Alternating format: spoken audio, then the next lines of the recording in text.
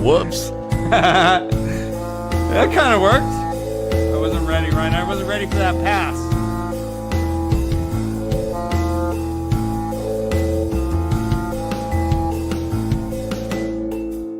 This is the way.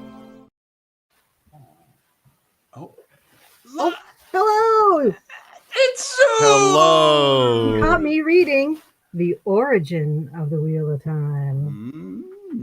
Just a little light reading. Just a little light reading. Have you heard of the new book that is out? There's Wheel of Time, The Philosophy of the Wheel of Time. No. Oh, Ryan and I got it. We're going to start doing shows on it, I think, and trying to get the authors on. But it is a scholarly work of, oh gosh, I wish I had Who's the author? the book here. There's various. There's a whole bunch. There's like 15 or 18 essays. Is it put out by Tor? I don't know. No, it's not. Interesting. It's yeah, they're talking about philosophy. They talk I'm down. I'm down. Fun. Yeah. It's a fun book. Yeah. Hi, Zool. It has been quite the time since we've seen you. Hello. Hello. We had you on because you are one of our oldest and dearest friends. We had you on when your internet only worked if you cranked something about 2 miles down. You had to go crank on the old telephone pole. That's right. Yeah. Ride Bessie back in, and then Bessie. Yeah, I want to thank you guys because you are my first live video appearance. Mm-hmm. And you kind of talked me through it, talked me into it, and eased me into it. And if it wasn't for you guys, where would I be? Because I had to start somewhere, right? And I know. Now you have an OnlyFans account. Absolutely. You're making millions. Absolutely, yeah. Free You're yacht. ubiquitous. Yeah. But yeah. And now I have my own podcast, and so yeah. Well, thank you very much for that. I remember your reticence, and I remember how we gently guided you in, as you did with us on Discord. So it all comes full circle, and I'm glad we've been friends for so long. Yeah. Yeah. Thank you so much. Thank you for coming. We believe Joe O'Hare is supposed to be coming also to join us and do some of his wonderful drawings. I'm already getting emotional. Damn it, Dan. You're right. Okay. This is quite the accomplishment. We did it, Dan. We did it. We did it. Hey. 5 years in the making. We did it. All right. Well, but why are we here? We're here for the first time readers. Mm-hmm. Let's bring them in.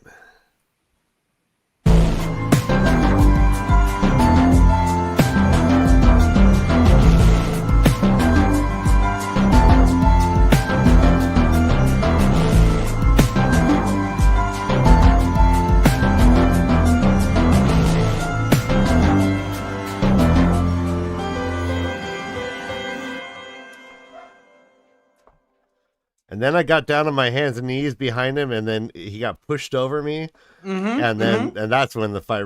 Sorry. That's when we all laughed. Well. We called that the last battle. Josh and Kay finishing the books just as we start the show, as always. I mean, I wish I could have finished the book. I'm a little miffed that there's still 3 chapters to go. Right, there's still 100 pages left in this. Okay, you're muted. All right, there you are. I just realized that. That's okay. I was just agreeing with Josh anyways. Yes. Yeah. I was hoping To be for honest- a resolution rather than a cliffhanger, but it is what it is. Well, that's kind of Sanderson's deal. He loves those cliffhangers. He loves those. So I actually forgot that there's more beyond the last battle. Like when I went to okay, I'm settling in to get ready for the show, and all of a sudden it's like, what are these? There's 2 more shows worth of reading to do before we're actually done. But I love getting to see the magic system get a little more elucidated in this chapter too. Elucidated. Yes. Yes. Sorry, Dan. I didn't interrupt you. No. By all means, I love it. We're here for you. I was gonna say the last battle seems more like the Iron Age.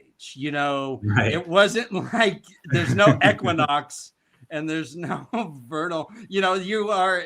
It's vague when it starts and vague when it ends. Apparently, based on this chapter, this whole book has been battle. This whole book has been battle, but it leads to this. It starts when Rand dips his foot into the darkness. So we'll save Rand for the end, because Rand's whole thing, I think, will be next show. I think I don't think we're going to have time to really get into Rand at all what today. is going on with him? Yeah. I mean, a lot of characters die. That's a lot of characters die. Yeah. Yes. Go ahead, Zul. My sister just finished this book last month, and I was just talking to her a couple of days ago about it, and she said she started to get really depressed and bogged down by all the deaths, and had to kind of push through that. She's glad she finished, obviously, but because, you know, I know you probably talked about, there's been a lot of plot armor going on for people, for books and books and books, so you're not quite used to all of these people that you're attached to dying. But it's the last freaking battle. Come on, people are gonna die. Yeah. So well said. What so what was your guys' overall opinion of this chapter? Kay, you go first, please. Oh my goodness. Overall, I felt overwhelmed by how much did actually happen, as I was warned properly that it would. I had a lot of emotional moments because of people. Your mic is overloading again, and it's popping a lot. Okay. Yeah. Let me. Thank you. Let me fix it. Sorry. Turn it a little bit, yeah. Much like you, your mic was overloaded as well. No. It's just we're still. Whoops. When it does that, is that the gain is up too high? I think it's clipping on the input side. Is that better? Still happening. Test still happening. Okay, maybe I need to change it on my actual mic. How's that? That's Keep better. talking. Test. It's better, but now maybe turn yourself up. So turn the mic down and then turn up the end gain again, because you're quiet now. This one, and then turn off I know what I need to do. Okay. All right. Well, Josh, why don't you talk about your opinions, and I'll circle back to mine. Then. I mean, I don't really know. I actually got bogged down in the start of the chapter, not the end. The deaths weren't the problem for me. It was getting going into it. But once I did, then it flowed pretty well. It didn't feel like, I know, Ryan, you had like kind of made a comment about maybe me not liking it because it was all a battle, but it didn't feel like a battle like Robert Jordan wrote. It felt much more like stuff was happening all the time. It wasn't just a bunch of like war brain time fuzziness. Like, it was actually like very well paced and written, and I felt like there was a lot of content happening. Yes.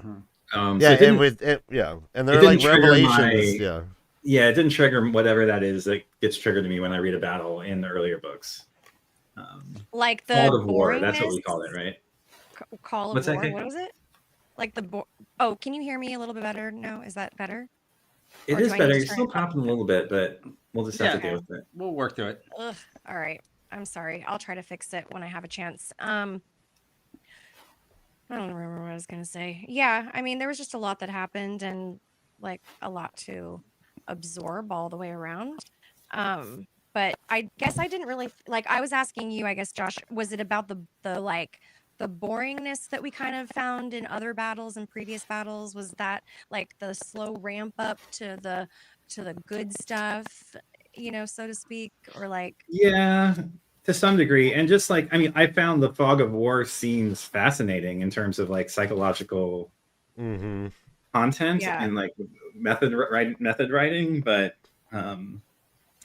this wasn't just like a description of the battle. It was like lots of story progression and Mhm. different plot lines being tied up. And I actually really liked the back and forth between the different perspectives. I was worried that it was going to be jarring, but it actually ended up being like stepping stones through a river or something. Like it felt like, oh, I want to go on. I want to, and it felt very congealed and not like discordant at all, which I was happy about. Mm-hmm. Yeah, I was talking to Dan. It plays out like a movie, huh? Yeah, it's very cinematic. Mm-hmm. That's true. That's true. I felt like it was also kind of might not be an unpopular opinion, but anticlimactic. Like it just for me was, maybe it was the pace that I read it at, or I'm not sure, or what I was, maybe my expectations more so. Right. Probably that. Yeah, I guess I expected, like, the last battle, we've been hearing about it for years, and it's been a like, one foot in front of the other walk to get here. So I guess my expectations were just like that I was going to understand everything, and it was all going to come into clarity, and I was going to get all the answers I was looking for, and like understand much more than I did. And I feel Right. like I came out of it with maybe even more questions than before. So it was different for me in that way. But also I feel like kind of leaves a lot of uncertainty. So I'm curious to see how the last chapters finish out, and how we do get answers, where we won't get answers, and shit, man. You made a very good point. There is no resolution here at all. Yeah. There's all cliffhangers. Yeah. Yeah.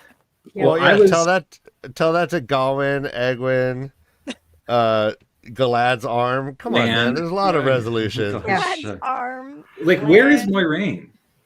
Moiraine is not mentioned at all. No, not once. She's with Nynaeve. Oh, go ahead. Nynaeve looks over her shoulder and sees Moiraine holding on, and that's it. Yeah. She's with Rand. She's with Rand, yeah, but Nynaeve and Moiraine are with Rand, and Tom. She's a battery, right? And yeah, Tom's watching their back.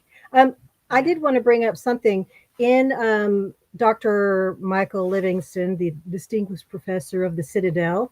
When he wrote The Origins of the Wheel of Time, there is an entry in the back on the last battle, and something that it says here. I think you only get one map that shows the fields of Marilor, and this says that the enormous, wide-ranging battle is based on the historical Battle of Austerlitz, fought on December 2nd, 1805, also known as the Battle of the Three Emperors. Austerlitz was a remarkable victory for Napoleon Bonaparte. Though he was greatly outnumbered, his tactics enabled the Grand Armée of France to beat the combined armies of the Russian and Austrian empires and effectively end the Third Coalition. And something that he shows, the reason I read that is because when you have the map here, it's blown out. The map here, in order to get this map here with the Army of the Light here mostly, and the Army of the Shadow mostly over here, although some of the Matt's troops do start on Polof Heights and then pull down from there. Right. Yeah, his troops. If you take which direction is it? If you take the map of the Battle of Austerlitz and you flip it horizontally, and then rotate it to the right 90 degrees, you'll get the map. And there's somewhere else. I guess I was on a panel for 2 summers ago at WatCon with Dr. Livingston about the last battle, and we had found somewhere where they broke down the field of Marilor battles and troop movements into like 4 or 5 different things, and that was super helpful for me. So if that kind of thing interests you, might be something afterwards to go back and look at. I'm a very visual person, and so for me to be able to go, oh, okay, So these troops are like those, and when these pull down and then these others come in to save them or move in this direction, it's all there. And I was really fascinated with the fact that I think for me, that's one of the reasons this battle works. Is it that has historical precedent and it's based on right? Exactly. And there are so many different moving pieces, and they found a battle in our history where there's strategically different things going on. You might be losing here and bring in somebody else, and then people are coming up and down off the heights and all of that. And I'm such a visual person that really helped me. So, that might be something you might want to go back and look at later. I found it super fascinating. Yeah, that's really cool. I'm not a visual person. I'm not a visual learner, but I can appreciate that absolutely. And it's fascinating. It makes me wonder. So is Matt meant to be Napoleon, or is he's the Matt Andrew? being no Matt is the leader of the light. So Napoleon, it's the Napoleon side of troop movements, like where Napoleon started on the heights and then pulled down across the river, and so he's bordered on two sides by river, and then the other group comes in, the shadow comes in and takes over the heights and is like fighting down at them. And that's kind of how we start. So it's really pretty fascinating. So that is really fascinating. He's like, and Napoleon would say, "I'm no bloody emperor." Would he? And then, but then eventually he took the crown from the Pope. I think he'd be like, oh, Emperor, you call, I am no emperor. You call this New Orleans, I call it New Orleans. I call it Pitt. This was quite the undertaking. It was, from my count, 30 different points of view. There were 69 different chapter breaks. Nice. How many? I did want to say one last thing before we move on, which is Please. I loved reading the interactions between the Great Lord and Rand. Yes. The future and like what it means to break the pattern, and like how the opposition of dark and light like are two sides of the same coin, and how taking away evil like also leads to an evil place or a broken reality. I can't wait to hear your opinion as you discuss that on the Dark One, and whether it's a personality, an essence, a concept, like you've been kind of thinking about that. And so after having read those things, I'm kind of fascinated to hear what you say. I'm curious. Yeah. And I mean, I've been thinking about that. And the other side of it is that I had been wondering for a while how they would convey the battle between Rand and the Dark One. And it was very different than I expected. But it met me in a place that was like sufficient. Which I was like, okay, that wasn't what I was expecting, but it did the thing anyhow, So that was cool. That was cool to read. Like, where on your body did it touch you, Josh? My weenus. Your weenus, right on the yes! Call back! Call back. Year one. We haven't talked weenus in years. What voice do you have in your... Yeah, we hear you well. Okay, cool. What voice do you hear in your head, or do you read when... Well, you listen to the book, so I don't know if this is a fair question, but what voice do you hear when you see the Dark One speak? That's a question for Kay. Wait, what is the question? No, I guess so. The Great Lord speaks in all caps. So I've never listened. I've never listened to the audiobooks. I've only read the books. So what does he sound like in your head? To me, he sounds like Death from Terry Pratchett, who also speaks in all caps. Which is like. Is that you sound like Mr. I think you sound like Mr. T. Oh, I win. I pity the adversary. I win again. Definitely not Mr. T. More like a gravelly, hollow echo. Okay. Not Mr. T, so it's not like this fight is over. My prediction. Look, Mr. T's on the side of G.I. Joe. He can't be the dark one. Yeah, that's a good point. Well, you know, as I was reading it halfway through, I started changing it to like a robot voice, and it became a little creepy. It was pretty fun actually. Adversary. It was like he was fighting like a Watson. What's Watson, that? IBM Watson or whatever. Oh, I thought you were gonna go beady. That's all. That's right. Right here is why I like reading the book better, because it just leads way to so many varieties of like the medium. Yeah. So let's pull in Oliver's here. So I mentioned there's 30 points of view. There's 69 chapter breaks. Do you think the whole battle in one chapter was a good way to go? Okay, I'll ask you first. I mean, I've personally never written a book, so nor tried, so I'm not sure why this choice was even made this way, other than it's been spoken about throughout the books, like such a big, you know, thing that he wanted to like encompass, like, oh, all of these events are the last battle, and then like whatever afterwards is like the fallout or whatever. Yeah, so I don't know. I guess it was kind of strange to have it all in one big chapter like this, because there really are so many different stories going on, and like while there's some overlap, there's always overlap throughout the whole thing. It's been like that, so it doesn't make a whole lot of sense that it was one giant 9-hour thing. Josh, what are your thoughts? It didn't really matter to me that there was one chapter, other than that we wanted to all shove it into reading it the whole thing at once. Yeah. It was so many points of view that it felt broken up still, you know.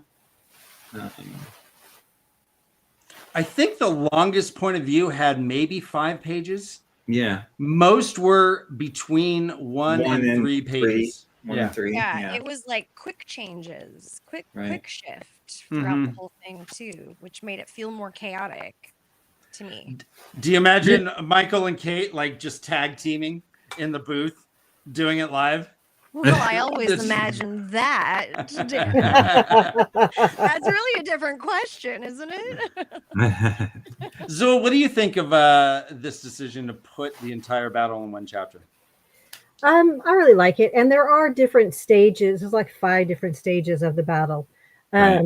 So, I mean, it could have broken it into 5 chapters, but I really like it because I know you do have to skip around and go different places and go to different parts of it. I think it would have broken it up too much for me if it had made hard breaks in between those. Because this one area that we're mainly focused on, the Fields of Marilor, because that area needs to be so much, I don't know, more fluid with the way that, you know, the troops are moving in and out and moving around. And even though you're hopping from different points of view all over the battle, I like that. And I do like the short points of view, especially the further you get into, like towards the end of it, they get even quicker. And I like that sort of ramp up that it's taking speed wise at the end of it. I don't know. That's just me. Yeah, I can see that. Let's ask. Matt Dagger asks, whose death was the worst for you in this chapter? Good question. Josh, I'll let you go first. Top 3. You can go first. I got to think about it. Oh, yeah, really? Top 3, really. I mean, Lan. I think Lan's moment. What? Thank you so much, Ryan. God damn, I love you so much. I love you so much. There was a trumpet. There was a trumpet played. Yeah. I didn't even hear it. Thank you, Jane. I could see the look on your face. What happened? What happened?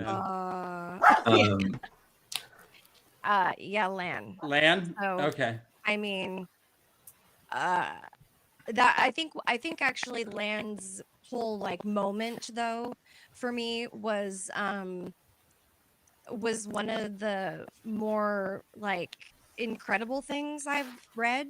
You know, like him like realizing in this instant that his last like test, what his last test was, and that he didn't go there to win. He went there to kill and Dama Dread, and so that was really, really cool. And the way that he died with also killing Dama Dread at the same time, it was this double whammy, very poetically, like, you know, worked. Anyways, it was beautiful in a lot of ways. It's weird to say about a death, but it was. And so I think, I mean, was the question the worst?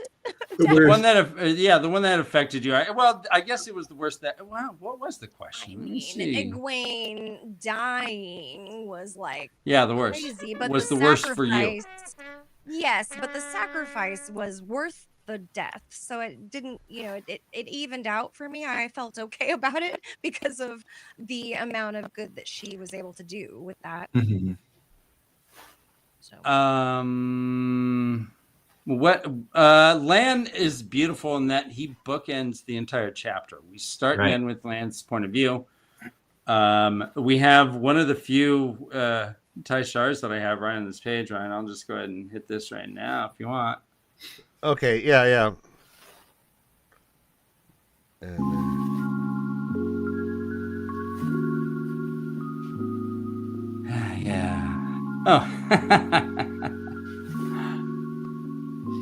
swelled like a tide. Tashar. Nice. All right. So, I mean, not to be insensitive, but none of them are particularly hard for me. Wait, what about here? Wait, fucking Huron dies? Here, you didn't fuck. What a heartless bitch. I would say Birgitte was probably the one I was most shocked over. Birgitte? Nice, yeah, Birgitte. That was probably the one that I was the most shocked over. I expected Ruark to perish as her replacement of Rand. I mean, I still don't expect Rand to die, just to be clear. Okay. And I think that I always expected Egwene to be the replacement Messiah. Yep. And so that was really fitting that she went out in like the literal fucking blaze of glory. It was really fitting that you were right. You know, like. Yeah. Josh, your predictions were so spot on. It is so fitting. Josh, you really didn't feel anything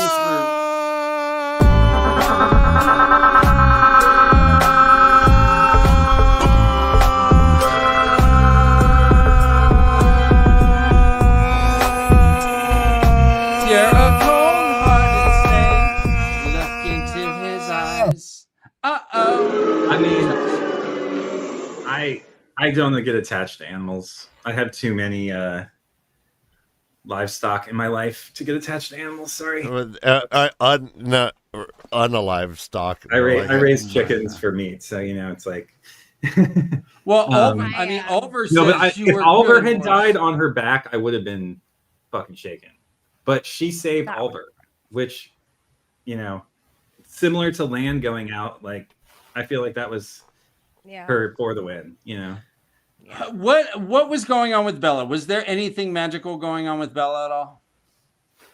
That she ran faster than wind? She ran faster than wind. She didn't need to recover that much. I mean, Oliver jumped right back on her back. Right. And she is the one who saved. I mean, was this Tabaran shit? What was going on? I mean, it feels like it. It feels that's what I was thinking. Yeah, like a it does burst feel of that way. Tabaranness got into the Horn of Valir obviously has to show up. I'm really surprised it didn't show up in the last battle chapter. So that means it must show up. Obviously, Birgitte is going to come back from the dead. I hope, since she's back in Tel'aran'rhiod waiting. Interesting. She's just waiting for her next body. Yeah, waiting to be called back as the hero of the Horn with. Or did she? Or did Moghedien successfully separate her from her path as a hero?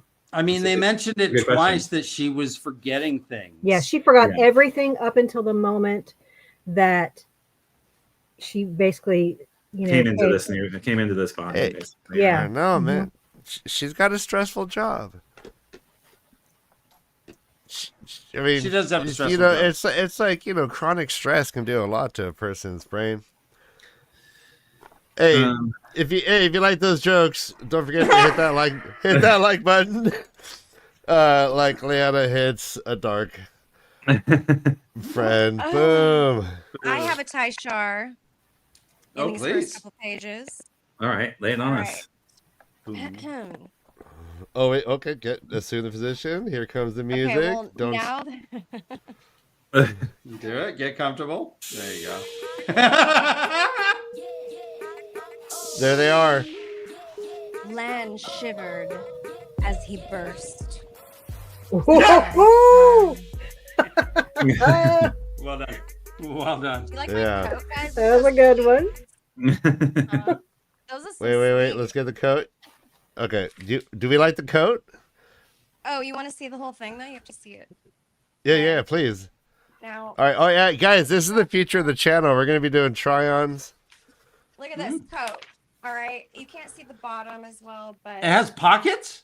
Oh, it's a bubble. Oh, nice. It's a coat, but Very it's like a dress all on its own too.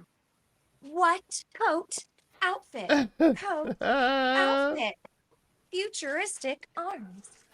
All right. Oh, that's like Maureen sleeves. Aren't they so Wheel of Time? I mean, I'm gonna call All right. that. I'm gonna call I that can see coat Lance here Bow wearing that. because it's All right. wild. also this is my Aja tribute necklace, although not all the colors are represented. And Yeah, well, you know, you don't But that's like like all Age of of them anyway. Legends. That's like Age of Legends Aja color thing going on. You know what I'm saying? yes, I Age do. of Legends, This is the way. exactly. Thank you. All right, speaking of Age of Legends, let's bring a legend himself.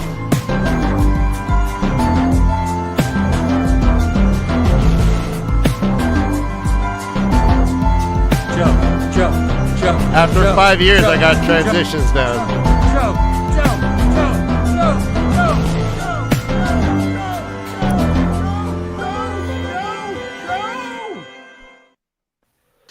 Oh.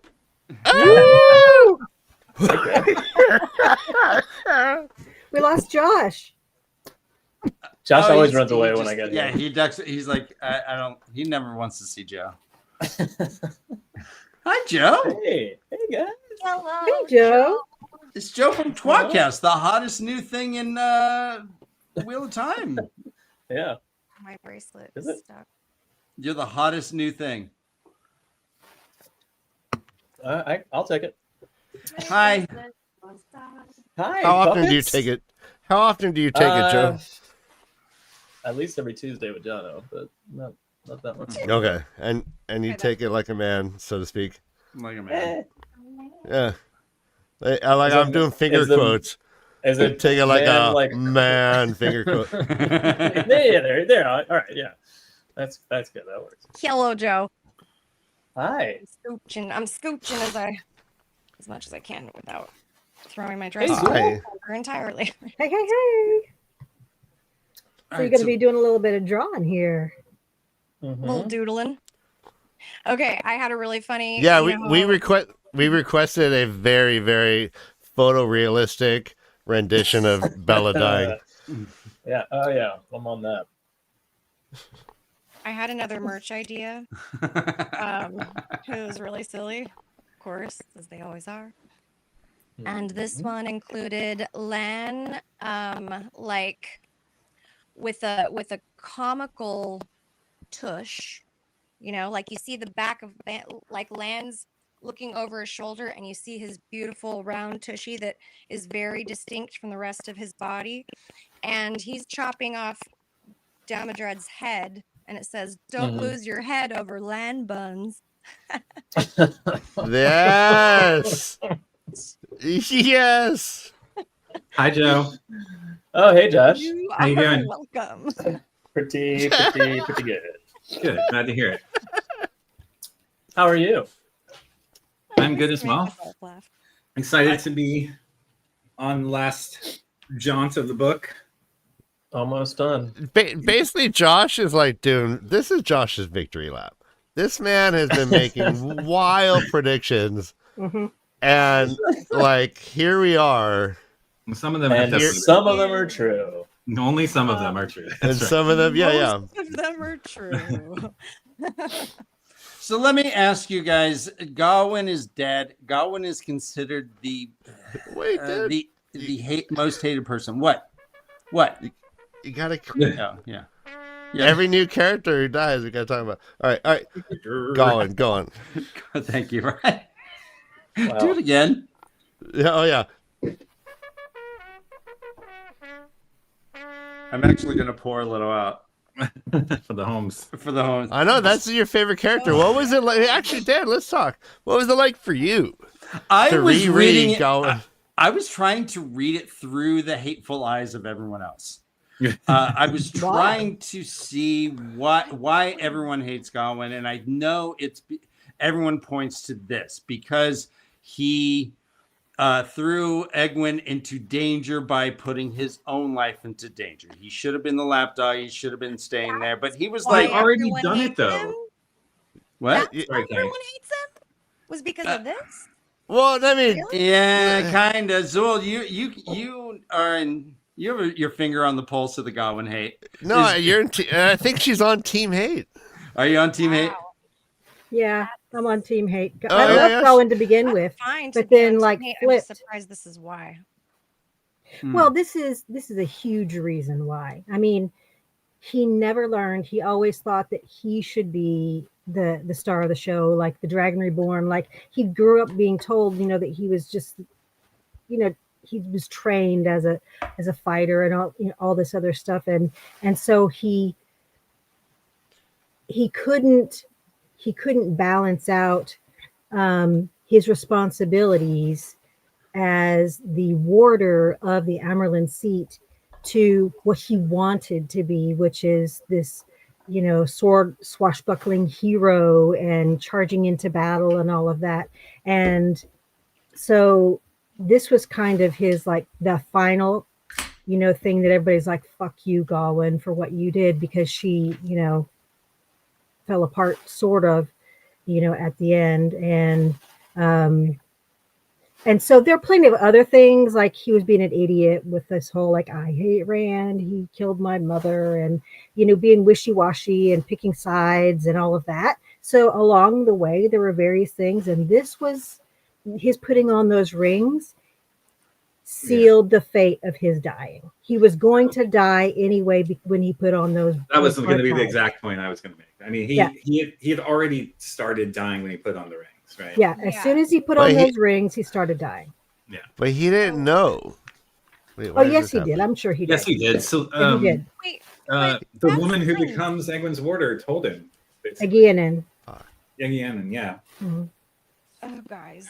Um, Okay, I'm sorry to say that feels a little gaslighty of What? what community. You hating on Gawain for the way that it made Egwin feel. I mean, he threw away their love. He did have a little bit of self-awareness come back. There we go. In terms of, like what he told Galad. And I found it kind of ironic that Galad ended up being a better fighter than him in terms of like how he fared against Demandred, even though Gawain was like all hopped up with the rings. Yep, but Galad had the Terangriel where he couldn't be channeled at. Right. Oh, what's happened? I didn't do that. I know who's doing it. Oh, Not I me. did that 'cause I genuinely can't see myself on the screen. It's weird. Well, now Okay. I'm in the middle, so. Yeah, where are you? Where? Yeah, you're gone. I don't know where you We're all are. gone from the screen. thought I was gone, and then I just. Where like, are switched you? different Okay, modes, this is but weird. I thought it would All be right. fine, but like I don't know what happened. Oh, there you are. I just hit remove to take me away so that it wouldn't be. Ryan, what are you doing? I'm trying to get this to fucking work like it used to. Put the drawing in the middle. Yeah, it's not Big. doing We it. may just have like the additional person. I think if you do so, the drawing's like a person right now. All right. Yeah, There like we go. if you do Yeah, the- we'll do that. Okay. But we lose one person every time that happens. Where's Okay. Josh? Yeah, Now I it's think Josh. Max out on No, I'm Here, going. I'll That's here. why. Hold on. I think if you do this, Ryan, if you do this. Is that everybody? There we go. That's Yeah. everybody. That's everybody. There you go. Yeah. Yeah. Joe. That works. I was like, brother Dan's there, but he's not. Here I am. I'm here. All right. Gawain was when he made this decision, he was looking at Deminger just destroying thousands of people. Egwin was saying he has a training rail. He's what are we gonna do? Just get slaughtered? And he's like, what choice do we have? And he's like, and here they stood. Gawain stepped back. Nobody seemed to notice. He hesitated and took out the other rings and slipped them on as well. He's like, you promised, he told himself, you said you were willing to stand in a shadow. That didn't mean you had to stop doing important work, did it? So, Right. I mean, so is there a big difference between what he did and what Lan did? Lan, I mean, Or Galad? I mean, no. well, Galad was wasn't tied to anyone. So Galad. Yeah, can do I what the mean, fuck yeah. Oh, well, if what? If Okay, so the smarter thing. Oh, sorry. Go ahead, Brian. Joe, fix it. No, Which is- sorry. I wasn't paying attention. I mean, What did you do? What did you do? to continue, I don't. I just go on. to continue the messianic metaphor with Egwin, his death was the catalyst for her to become who she became. Without Gawain stupidly sacrificing himself, she would never have found the anti-balefire technology, and the battle would have been lost. So, Yeah, very from a much might be messianic right. perspective, Yeah. she was he was her Peter or whatever, right? Like he was the one who betrayed her, that led her to be the person who came out of who led her to sacrifice herself for the survival of humanity. So it completely fulfilled the messianic myth. Well, you Look mean at- Judas? Judas? Are you talking Judas? Okay, Judas and Peter. okay. Peter and Judas both denied Jesus, right? And Uh-huh. So Um, you're saying if he hadn't done that, yeah, she would not have, like, if she had wouldn't gone, have sacrificed herself. right, Correct. she could have gone into that moment thinking, I can't die because then it will kill Gawain. Yeah. I'm losing my love, or right. She had already lost Yeah. everything. Yeah. Well, and the warning that she was given was be careful because the emotions themselves can kill you. Right. And she was white heart fury.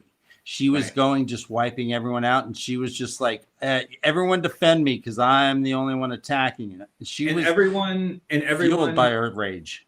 fueled by her rage, and also like if you look back at her process, she had begun identifying herself as separate from her role as Amerlin's seat much earlier in the novel, and that separation, that binary separation / multiplicity, is what allowed her to overcome those feelings and Mhm. survive in a time when many others couldn't, because she saw herself as the symbol of the Amerlin seat and wore that identity on top of her sense of self.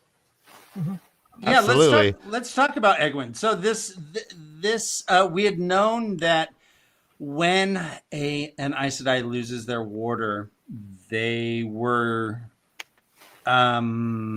encouraged to distractions. Right.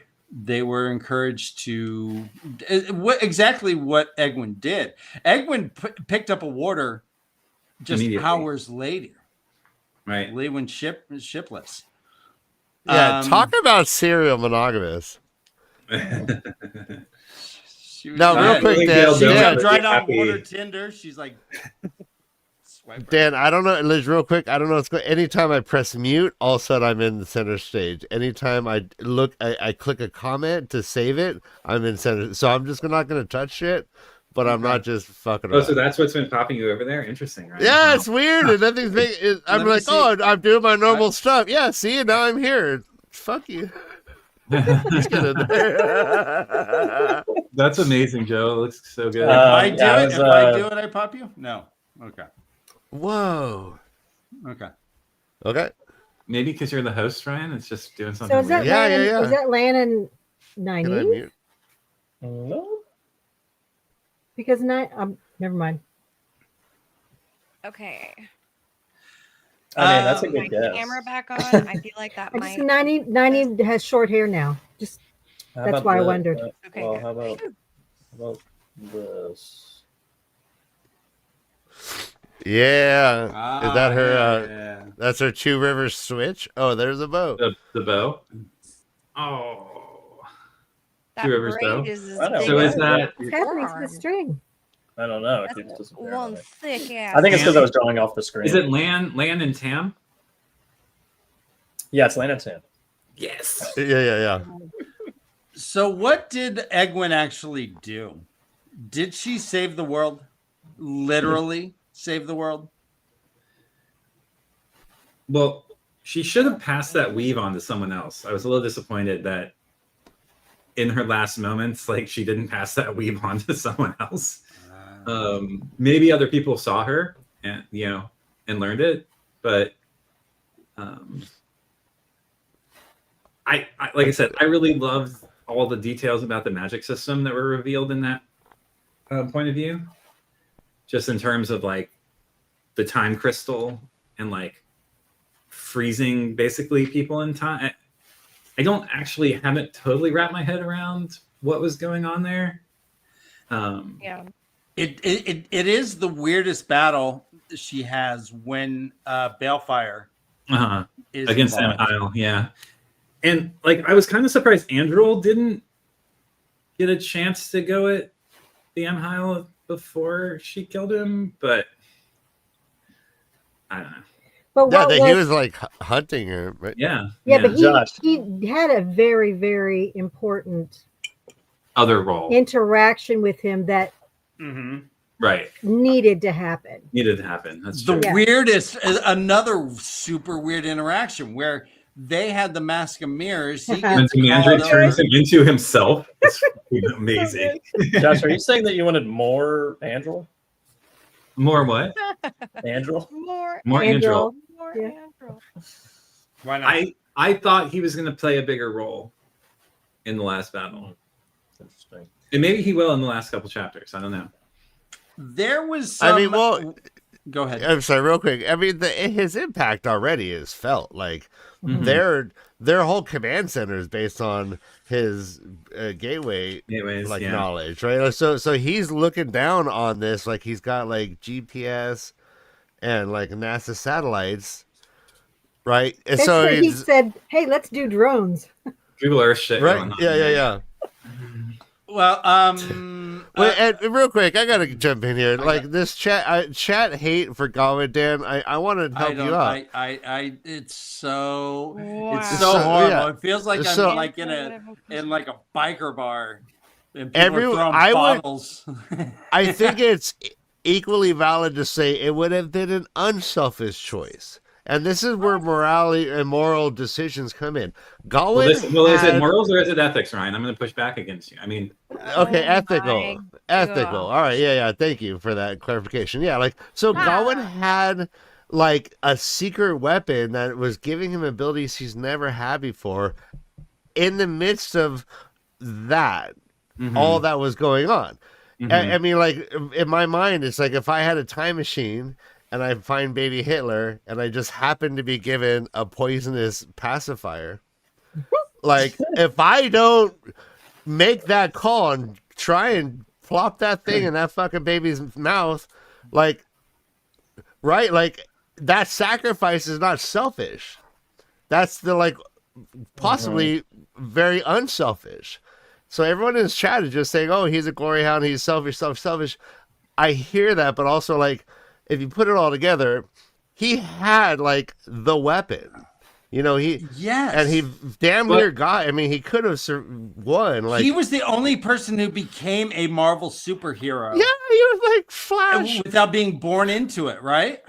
Okay, I also have something go ahead, Kay. about this. But of course, as I said that, I was like, "Don't leave my brain, please. Don't leave my brain," and then it went away. So, Gawain, the fight, he's selfish. Oh, Egwene had the opportunity to change and pass the bond off. Yes, yep. So that was her fucking choice, that she chose to put herself in this position where she was not only going to have to be Amerlin and make these critical decisions very, very quickly and have to figure this shit out, but that she was then going to be subject to the very, very good possibility of him being killed and her having to suffer through this shit. She knew what she was fucking getting point. into, Great and I feel like point. this But was that's just the plot armor aspect of it, right? I mean, Good point. Gowan's fucking hubris led to her becoming the hero. So hate on Gowan all you want. I know, but he I know. played a So- critical so- fucking role I in don't hate on changing Gowan. reality. So Yeah, Josh, I'm like, with you. I don't think that this was a selfish. I don't think this was a selfish choice. I think this is bizarre. Honestly, I'm finding it kind of bizarre that this is the reason that the fandom thinks that Gawain, like that he's so hated. This is why. Like, he made a lot of other shitty choices and was kind of a really shitty person. Yeah, I don't like him for his the other rest shitty of the time. Yeah. Like, long before this and this, I just didn't fault at all. Like, this was. Yeah. He was always trying in to do his best, at least. Like, that's right. He was trying to do his best. Well, yeah, exactly. Kay, you hit this right on the head. He was always conflicted, right? The first thing he did was let Swan go, even though there was an open rebellion and she was wanted by the White Tower, and he let her and Min go and ended up killing the leader of the warders, Hamar. And from that on, he has always been like always following what people have told him he was supposed to do instead of following his instincts. And his instincts here were the same instincts that other people had.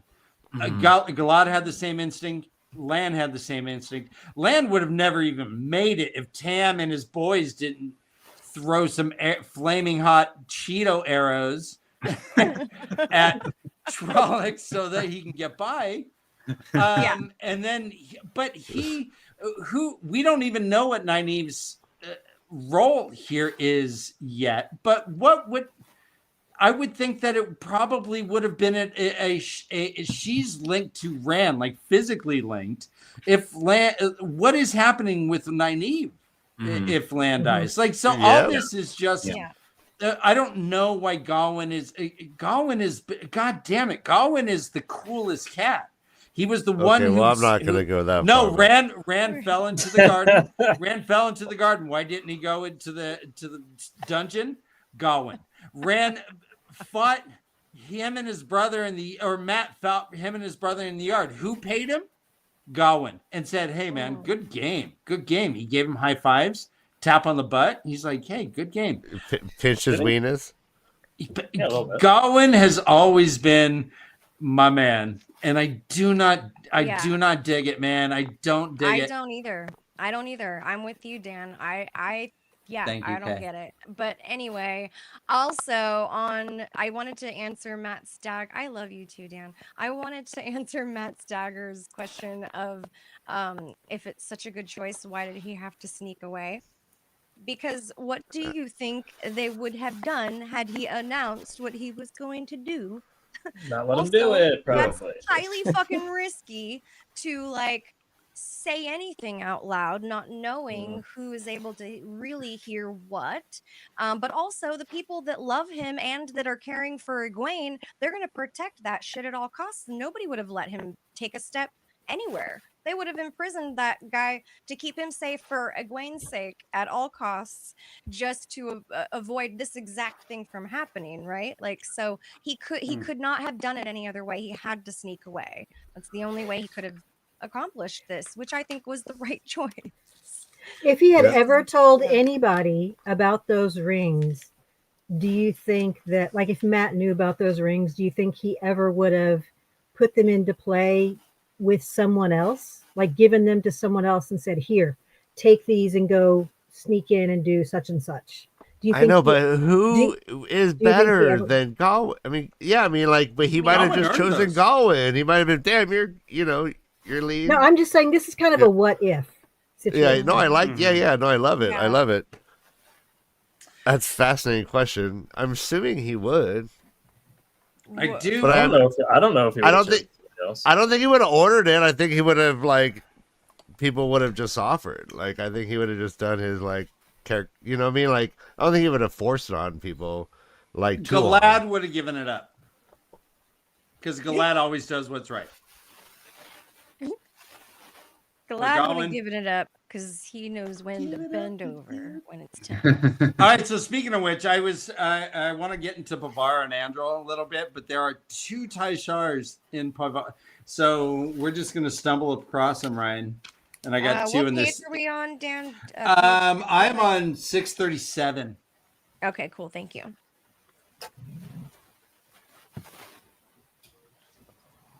Oh, I too have a couple after you. I have 3 right now. All right. Sweet.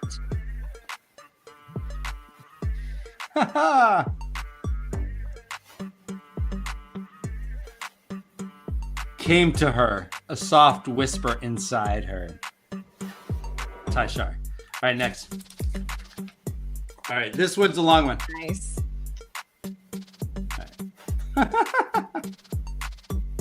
In a heap, Angel slammed into her. In that moment, she let herself go. She did it by accident because of the shock of the impact. Amazing. Amazing. Oh, that's awesome. That's One more? Okay. All right, dumb one, but all right. Ho, ho! Sprayed around Pavara. Taishar. All right, go, Ken. All right. You got Oh my one? God. All right, those were better than mine. All right. He hesitated, then took out the other rings and slipped them on as well. Taishar. Oh, shit. If you know, okay? I'm not gonna. That's fucking hilarious. Wow. All right. Gawain watched, his hand on his sword. He's Taishar. a watcher. In the cuck chair. And the last one, which is along the same lines, which is Gawain's hand tightened around his sword. Taishar. I love this. I love this. Those ones are pretty weak. Jesus. Okay. All right, so I have Yours are awesome. something happened with Pavara Music and bit, Andro. I'm going to read just real fast. So Ryan, it don't says, oh, so they're in a fight. There is let's see. Andro put a gateway up in time, barely catching the column of fire and directing it back the way it had come. Pavara didn't see what happened next. Andrel's gateway vanished as if ripped from him. An explosion of lightning struck right next to them. Pavara hit the ground in a heap. Andrel slammed into her. In that moment, she let herself go. She did it by accident because of the shock of the impact. In most cases, the link would have slipped away, but Andrel had a powerful grip. The dam holding back Pavara's self from her own broke, and they mixed. And then she began the complex weave for a gateway by instinct, and the gateway snapped open. It later seems that she has adapted his talent for gateways. Mm-hmm. I mean, what's going on between the two of them is fucking fascinating. Mhm.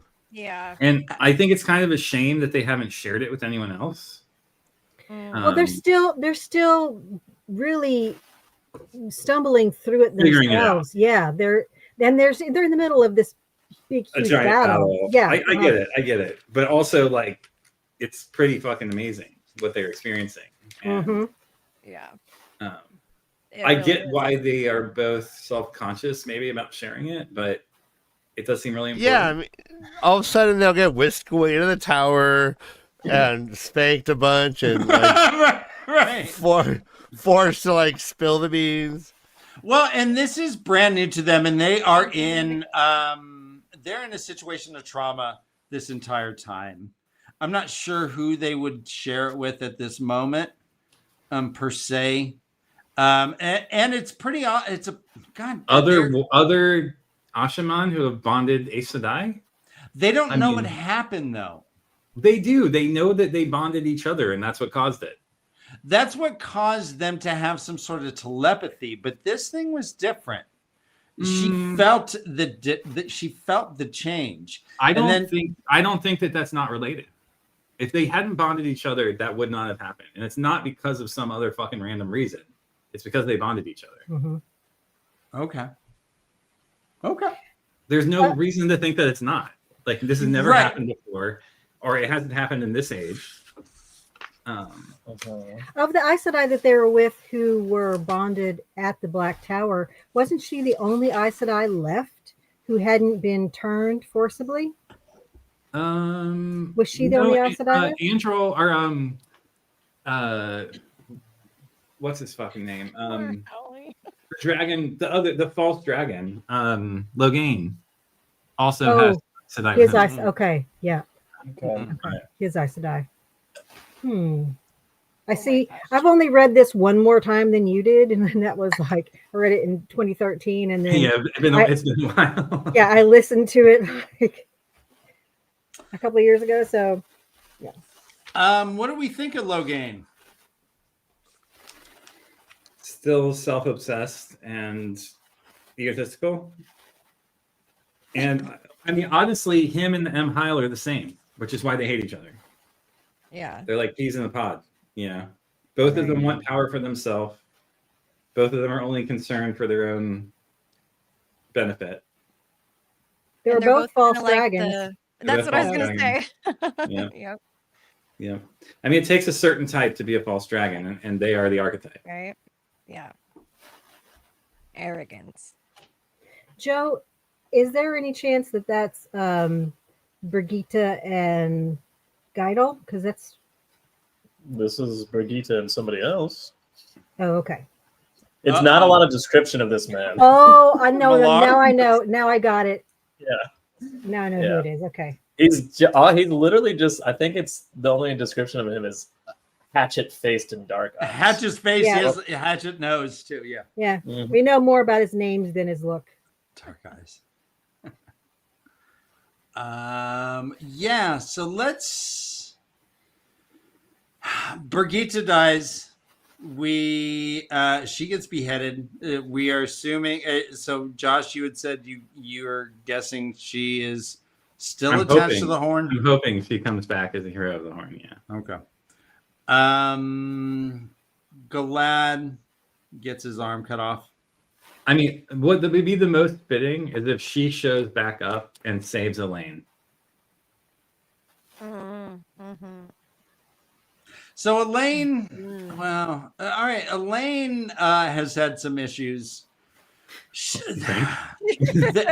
Guys, did you feel her angst when she noticed that Tuon's throne was just a finger or two higher than hers? So that bitch, and she's like, "Hey, Brigitte, can we scooch? Yeah, let me get. Okay, yeah, no, I love my chair just a bit, please. Yeah, can we get on that step over there? May I have another butt pillow? Is there a pee under this mattress? My back is hurting just a little bit. I could use another pillow. Yeah. Yes. Or 12. She is really pregnant. What do we think of these babes? How did she get to be 6 months pregnant? Where did that time go? Well, honey, a man and a woman, they get together. All right. The man loves the woman. There's so many first they pray. 6 months ago, let's see. Actually, Ryan, all it takes is desire. It doesn't actually take love. I hate to break it to you, buddy. 6 months, bitches. Also, not super likely that these babies would survive at 6 months old anyways, taken outside of the mother's womb. So it's like an idiotic thing to even conceive with the kind of technology that they have. Maybe if they were in the age of legends or something with some like badass little floating incubators. Twins are automatically considered a high-risk pregnancy. Yeah, exactly. Exactly, Dan. You know, and this I know. is insane. And at 6 months, oh, this is so scary. So, Ryan, get the sad music ready because Ruark, guys, Ruark got compulsed. yeah. That sounded is like a fart. tragic. This was the most vibrant of a race of vibrant people. This was Ruark. That sounds like rock. Rourke. He's a rock, and yet now he's a drooling person that has no mind. It's sad. It's sad. Yeah, just wrapped around another one's finger. Did you find it interesting to be in his point of view when he had compulsion put on him and how he saw this very ugly woman as like the most beautiful and attractive? Like, how could he ever have thought that even eyes were attractive before? And like, like all these things, like it was, I found that very fascinating. How it changes the mind. Yeah. Why do people like symmetry? Yeah, and straight exactly. teeth. That is a really fascinating point. And also, like, you said that you were talking about the map earlier, Dana Lou, and I didn't get a chance to like chime in, but I am a very visual person, so all of that is super, super helpful for me. And like, I'm gonna go back and look at that later. But yeah, also, yeah, this is just yes. We have received Grendel POVs, Mogideon point of views. But not in this final battle.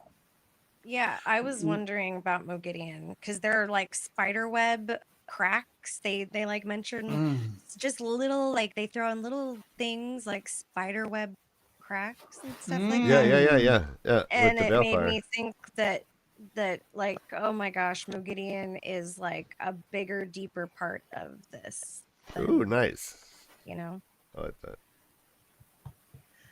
I liked how Sanderson threw in the Tinkers. The Tinkers were there to heal. Isla had a POV. She's like, I'm not picking up your dirty arrows. And she has a little conversation with her husband, Rain.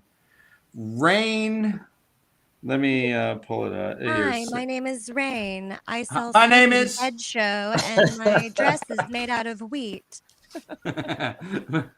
Oh, do you want some matcha I made?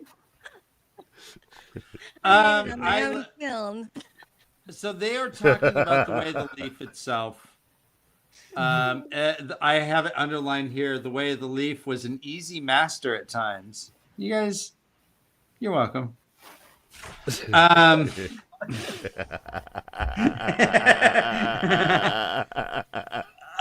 But they also see that there's some mercenaries that like are fighters, but are just looting bodies because they're choosing not to fight.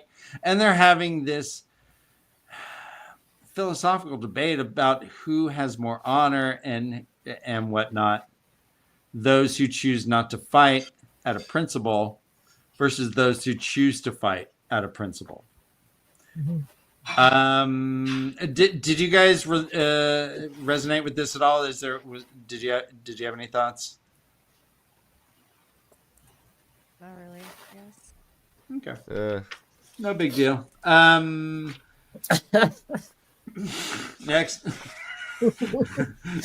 Right, move along. Nothing to see here. So Egwin. Yeah. Egwin at the end. So Egwin interrupts Imhile.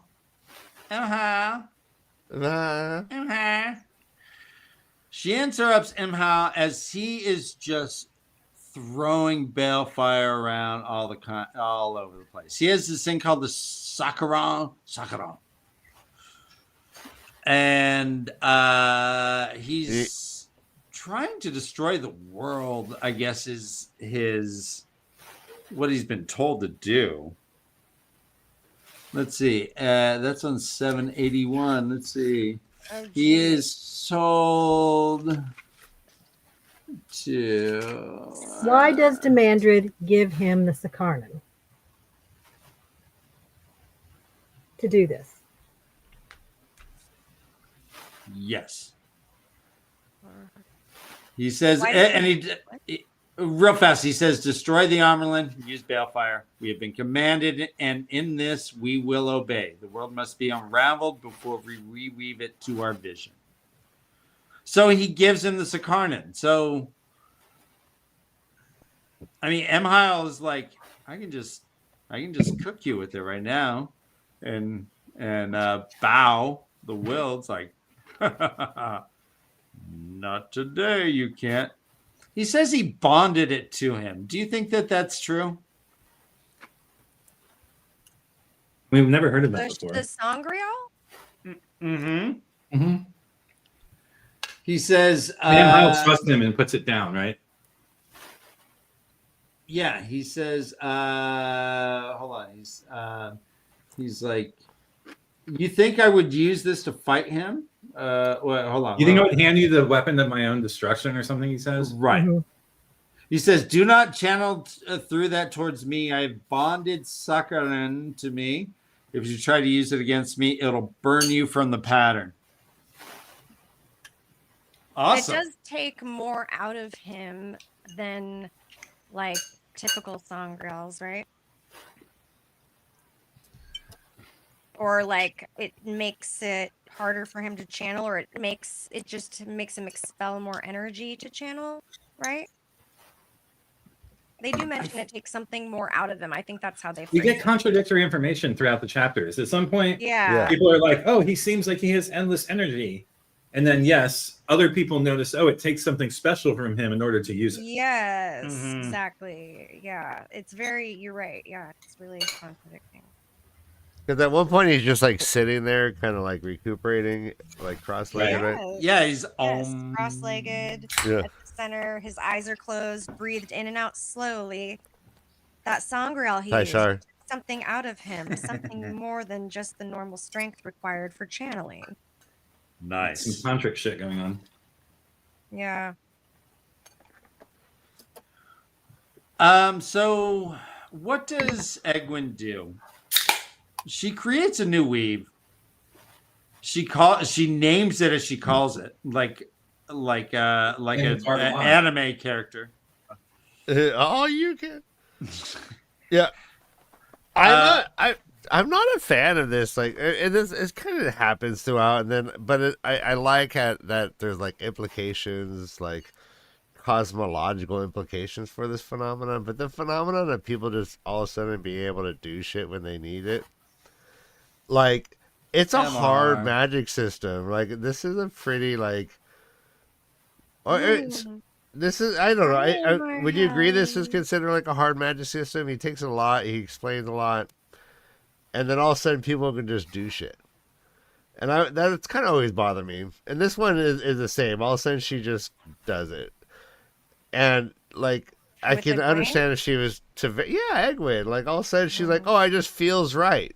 And she just learns, like, like maybe something that's never been done in the history of all the turnings of the wheel. Egwene does it just because it felt right. I don't know. Yeah. I don't know, but it's consistent. It happens throughout the series, so I can't complain that much. It says, so she looks at the cracks of the ground and there's blackness. It says she wove all 5 powers, and this is before all this. This is her first point of view where Gawain is still alive. And she says she wove all 5 powers together, testing at the cracks. Yes, she wasn't certain exactly what she did, but the fledgling weave covered the cracks like a bandage. The darkness faded, leaving behind only ordinary cracks and a thin film of crystals. Yukuri says, interesting. What was that weave? And she says, I don't know. It felt right. Gawain, have you? And then Gawain was gone. Mm-hmm. Later, these crystals explode. Is this just her thing now? She became the crystal lady? Well, it reminded me of the crystals that penetrated that woman's foot. Yeah, during the bubble of evil. Oh, turns into a crystal tree. Oh, You mean like snaps. when Fael, when the Yeah, when bubble Fael of gets evil and Fael away got to the waist. shunted off to the Not the waist, mhm. the Oh, blight. I didn't think The of that. blight. Would that be then Crazy. the pattern trying to correct the cracks on its own by throwing these crystals out? I mean, it's an interesting thought for sure. Oh. Right on. Like, yeah. So is that like Tavern shit then? Like, in a sense, did the pattern send them through the wrong gateway? I mean, We couldn't figure out how it happened, right? Oh man. yeah, like she would have had to known to play. Like, what? Yeah, that's a good point. Good point. So what we have, so you mentioned sent to the wrong gateway. That was Fael and Oliver. Fael, we leave this situation in some dire straits. Our boy Oliver, our sad little 9-10-year-old who likes copping feels off his Satalanon. He likes snuggling on those bosoms. Bosoms. Not so tall. He's Maybe just snuggled cat- in it, but not so tall. Dude, just a preteen motorboater.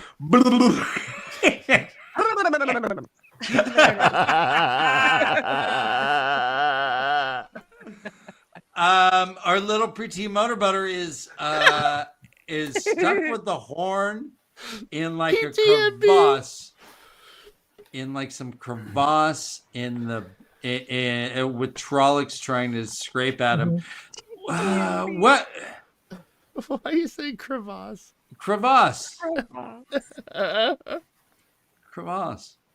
It's- Thoughts on Fael? First of all, like their whole thing, them pretending to be dark friends. This walking around trolley camps while they're Dude, cutting up people and throwing them. so Fael. This was just so fitting Fael for me. So badass, like just walk straight into the mouth of the enemy and like tries to cut its tongue off, like just really like balls to the walls, what That's I so would funny. expect from Fael, and I love it. So this was amazing. I think actually like coming back to the death question, Fael's was probably toughest for me. Like in that way, because I don't want her to die because she's just such a badass character. Do you think her being in captivity in the midst and having to survive in the midst of an enemy camp for a while helped in any way prepare her for this situation? Oh, It's a very familiar. I mean, sure, it felt familiar. Yeah. And I mean, like in any situation, it seems like in that kind of space, like you would have time to observe your enemy a little bit, right? And like Right. learn. So yeah, and not to mention just like the kind of lessons that come interpersonally with like that kind of situation, and then having to like rise above it and prevail anyways and keep going on with life and obstacles and all the stuff. So yeah, PTSD shit. PTSD, exactly. Yeah. But like It's she a also had time to superpower. observe her enemy, so yeah, I think it was beneficial in like her in her story. Oh my gosh, I love Fael. this. Joe, you're so amazing. She's absolutely like, I think definitely one of my top like 3 favorite characters, if not my favorite. She's amazing.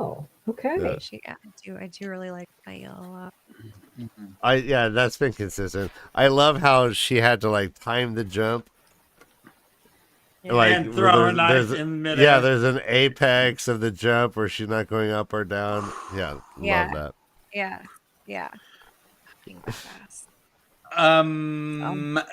Speaking of Fael, Perrin taps out. He's not allowed to participate. He's hurt. What do you think is going on with Slayer? Was this important? Was Slayer doing anything? Was the wolf? We know that the wolves were there. Whoopsies. But Perrin was there for a specific reason, and he kind of failed. Was he? Was what do you think? I think I ruined my camera. Karen was where for a specific reason? The dream world?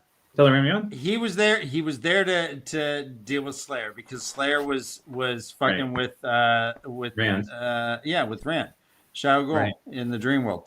Yeah. And so what do you think is going on with Gaul? Gaul's just sitting there waiting. He's like, patience is a virtue.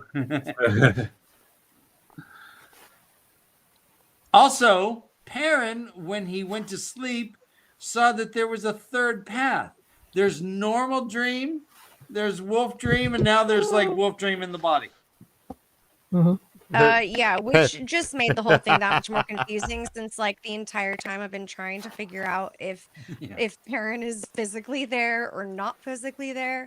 And then there was this other layer added, and I was like, are you fucking serious? Like now I really don't understand. Well, I mean, I do because I get what the book says, but like it doesn't make any sense. You know? It's not All that shit's cray. Not freaking logic. Were you surprised that Perrin and Nynaeve and Moraine and I guess Tom and Avienda, there is no Avienda POV in here? Were you surprised that they were excluded? Or I guess surprised. What? I just told you they're excluded. What are your thoughts? Yeah, you're getting better. Thanks. It was a little bit disappointing. I mean, I would have liked. Wasn't there an Avienda POV? I thought there was Avienda. I think there's at least one Avienda POV. I do. No. I am looking at my list, and there is not. An that was in Avienda. the previous chapter that we got. Yeah, it's leading up to it. I think. Correct. Yeah. I mean, it's been a while. So, Moiraine not being there surprised me more than Avienda. We do get a Nynaeve POV, right? Where we get Nynaeve where she is. Up. Yeah, and so that good point. There, she sees Alana and she's sewing her up. So, are we guessing that they have been there maybe an hour? Yeah. The time dilation bit. Yeah. Right. I mean, Ryan, that face on Joe's picture, by the way, I just watched a Gigi Allen documentary, and it kind of has Gigi Allen features. All right. Okay. The face. Was he eating poop? Well, if there was blood, see those lines dripping down from his forehead? Oh yeah, just because he smashed. He doesn't eat poop. He eats rats, doesn't he? No, he smeared poop all over his face and stuff. Yeah, no, the rat guy was fucking Ozzy. Oh, that was Ozzy. Okay. Mm-hmm. Whom everyone apparently loves now. Apparently, yeah. R.I.P. Rat in peace.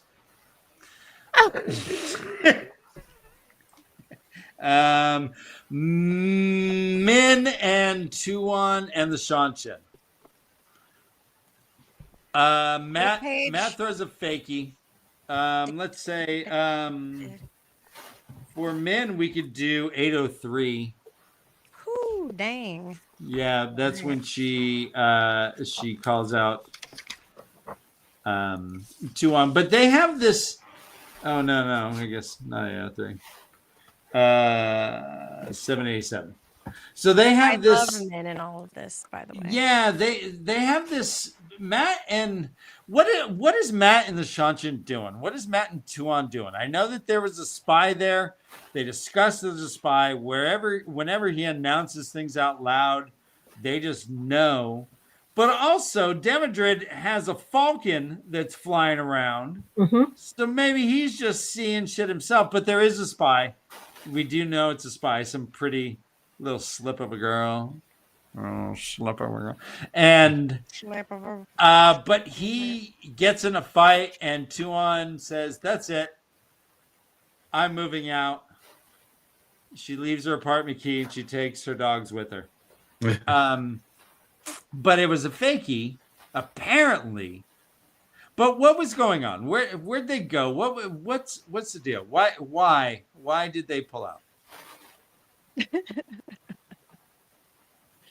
a really different question, isn't it, Dan? Why'd they pull out? Do you have any thoughts on what the Shanshin are doing, what Matt and Tuan have planned at all? Because we didn't really see. We saw that Tuan eventually decided. She said, "We'll return to the field of Marilor," but this wasn't guaranteed. She left and was like, "Yeah, maybe this was the great idea." I think she's playing a part. I mean, Matt told her that she had to play the part to, they don't know who the spy is or how many there are, right? So it had to look real. Was Min in on this? Because Min is the one who convinces her to makes go back. her. Right? She stands up and whispers. She's like, "Hey." I don't think so. I think it would have been less convincing if Min had been in on it. Min had to not know too, in order for it to be convincing. Dan, you thought it was like WWF wrestling where they whisper to each other, "Okay, I'm going to throw you out the crossbar now," and then no, Min stands up and she's like, "Hey, listen, I'm your truth speaker, right?" And she's like, "Well, yeah." She's like, "All right, I'm going to speak truth. Hey, y'all, the Empress is fucking up. This is a bad decision. We're walking out of the last battle. This is dumb." And she eventually says, "Well, I thought it was fascinating how even Galgon stands up for him. It's not Galgon just take me away. It's just not It's not just Thailand. It's Galgan who also shows up for Matt in the face. But Min figured out there was a spy right there, right, and exposed it. I don't know if Tuan knew, and I think Tuan knew. I think Matt told Tuan that there was a spy, and that their plan was to fake out the spy and to create a situation where Demandred threw all of his forces in a feint, and Matt basically fainting with pulling out the Shanshin army to have them come back through the gateways in the last moment to turn the tide of the battle. But I mean, seriously, were they going to wait a week? Were they waiting a day? Were they what is going on? Because Matt was getting crushed. He's like, "Come now," and she's like, "I don't know." And Min's like, "Are you fucking kidding me?" What's her public record? I mean, it's not like we're in her point of view. We're in Min's point of view when we see that. So we don't know what's going on inside of her head. No, but I do believe Matt at some point genuinely wonders if they're going to come. Right. Taishar. Were they in Shanshin? No, they're still in Randland. There were palm trees that Min had never seen, but she was like, I wonder what these would look like if they had some water. Well, I mean, the lands that are controlled by Fortuona, the Empress, may she live forever, are in the south and west of Randland. So she does have the coastal regions. She has, areas Min's never been to, maybe. Yeah. Min hasn't been to Tanchico or Abu Dar, probably. She's been to other places, but she's not been there. So,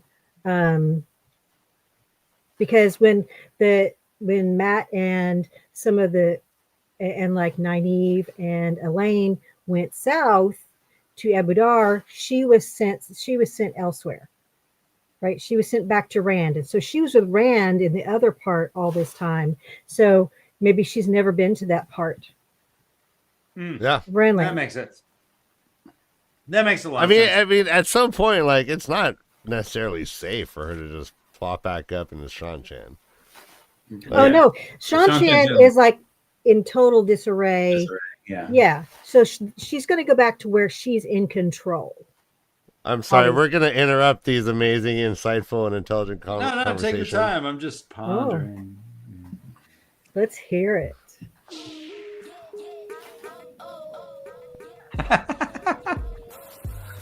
She could feel the emptiness in that hole. Taishar. Oh God! I just joked. God damn that reminds me of John Updike and I Rabbit. got another one. This is from Loyal's chapter.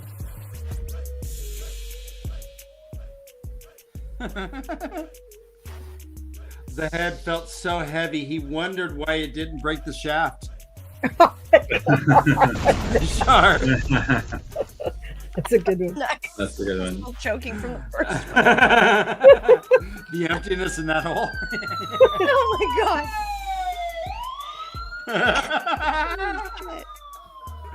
Oh. I'm gonna arrest you for brilliance. Yeah, no.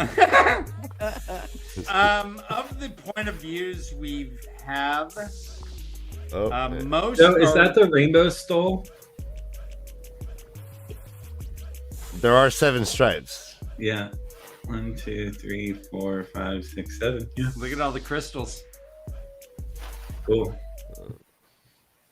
Do we hear what color the crystals are? Because I always pictured kind of like not just white, but like blue and purple, sort of like, I don't know why, but are they just white?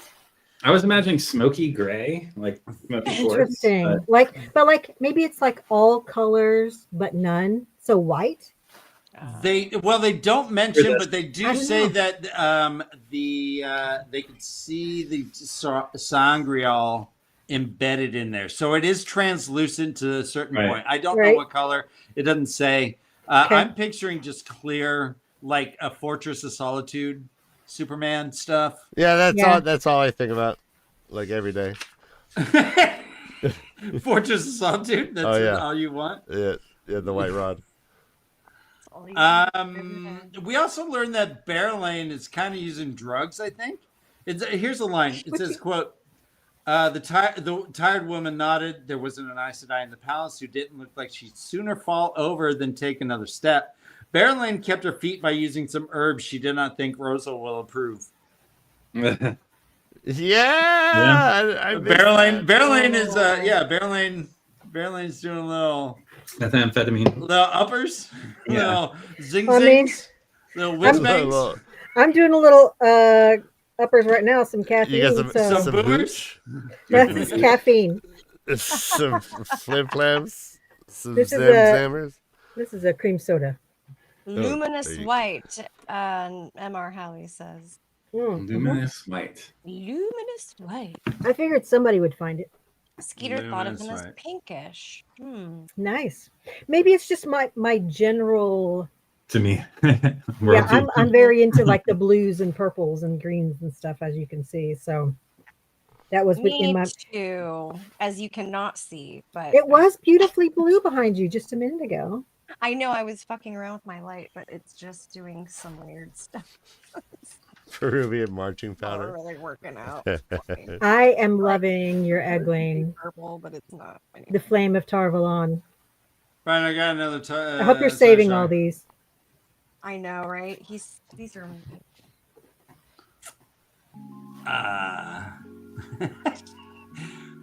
You guys are gonna hate this one. So Okay. Quote: "To make it heal, he fingered the seal." Taishar. Okay, Very good, very good. to make it heal is kind of like an add-on. To make it heal. No, that's a command. Heal. Yo. To make it heal, he fingered the seal. Come Yeah, on. I could have just done with he fingered the seal. maybe. Well, Yeah. I mean, I'm not Hemingway. I think I have that one underlined, but it's just that part. So I agreed. All right. I got another one. Real fast. Keep the music. Quote: "Letting the men take behind." Wait. Quote: "Letting the men behind take it." All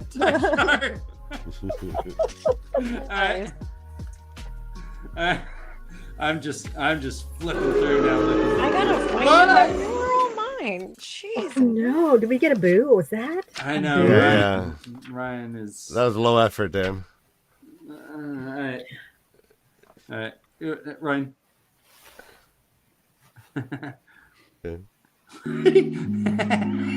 Thank you. Quote: casually, 2 fingers up. Heil jerked. Tajar. 2 fingers up. Yep, casually. All right, now give it. Come on. Okay. Come on. We got another one? Yeah, I got it. Quote, not just one of them. Tom was down. Taishar. Oh my god. Or Tuan was down. Sorry, it wasn't Tom. Go. Oh, wait.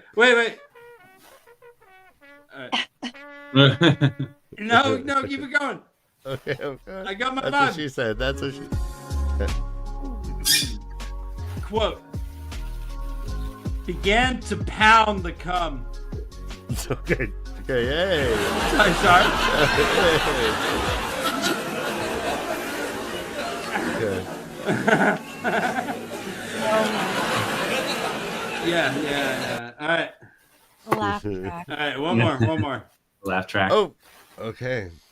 Last one, I promise. For now. All right. Yeah, but then it's my turn. Andrew lay gasping for breath, staring up at the sky. Taishar. Okay. Nice. No? Sure. All right. Yeah. All right. Yeah. All right, go, okay. Tag team. So Andrew's a bottom. Andrew's a bottom. You're saying, right? All right, no, I got more actually. All right, quote, she rested her fingers on the sack. Taishar. Quote, Gowan collapsed to the ground, stunned, spurting. Oh no. Oh, wait, I got more. I like touched your fingers to the sack. Quote, trying to push inside Damodred. Taishar, Oh my gosh. come on. Try and push it. Inside, damn it. Trying to Just push push. inside Damodred. All right, Casey, so you're There up. you go. All right. Oh. Their joyous roars set Pavara on edge. Okay. Teshar. She initiated. It made her blush. Yes. Yeah. She found it hard. Attaboy. She could What? feel it rising. Attaboy. Something powerful. All Sure. Yeah. right, Ryan, 2 more. Quote. Mount Sadama into the mass. All right, hold on. What? No, this What? is better. Mount. Save it, Dan. Save it. All right, no. All right. Quote. Thin cleft in minutes. Come, I promise I'll let you. Okay, yeah. Sorry. Sure. Yes, nice. All right. All right. Josh, where are yours? I ain't got none. Also, What? thick column. Yeah. Teshar. Thick column. Josh, 10% of your grade. It's participation. Tie sharp participation. Yeah. I wasn't reading through that lens. Let's see. So Matt is doing a one-on-one poker match with Damodred. Damodred, I think, is better because not only is he commanding shit, but he's also like fighting and destroying hundreds of thousands of people. And people are coming to fight him while he's generaling and he's still winning. And then he's like, yes, send those people over there. Do that over there. Oh, you want to fight me? Choo, choo, choo, choo, choo, choo. All right, go over there. Yeah. But Matt, he's convinced that Matt is loose theron because he's just so damn good. He's so damn good. Did you enjoy reading Matt's chess match with Damodred as far as generaling, guys? Generaling. Generaling. Okay. No, Dan. No, I did not. You didn't? No, not as What- far as generally. Well, I mean, I Josh? don't know. I didn't really pay attention to it in that way, I guess. well, he's like, all right, we got to move these troops. Oh god damn, damagers are good. All right, I got to Yeah. flank this. I got to do that. I got to do that. Did any of that resonate? It did for me. I mean, I feel like he his use of the feint and like basically looking like he's losing all the time is a really interesting tactic. Matt? Yeah, Matt. Yeah. I mean, he is actually losing. He is actually losing too, but he's looking like he's losing worse than he worse actually than he is. is. Yeah. Mhm. Yeah. It's really weird to have them discussing such subtleties in a battle that seems like it's hundreds of thousands. How many Trollocs are there, by the way, guys? There's more Endless Trollocs speed. than arrows.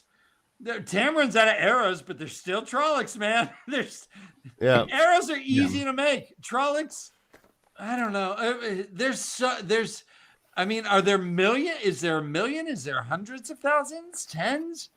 It seems like there's just waves and waves and waves. It's really hard to get the scale of the battle in that sense. There's not a whole lot of information, but countless numbers. It seems like, yeah.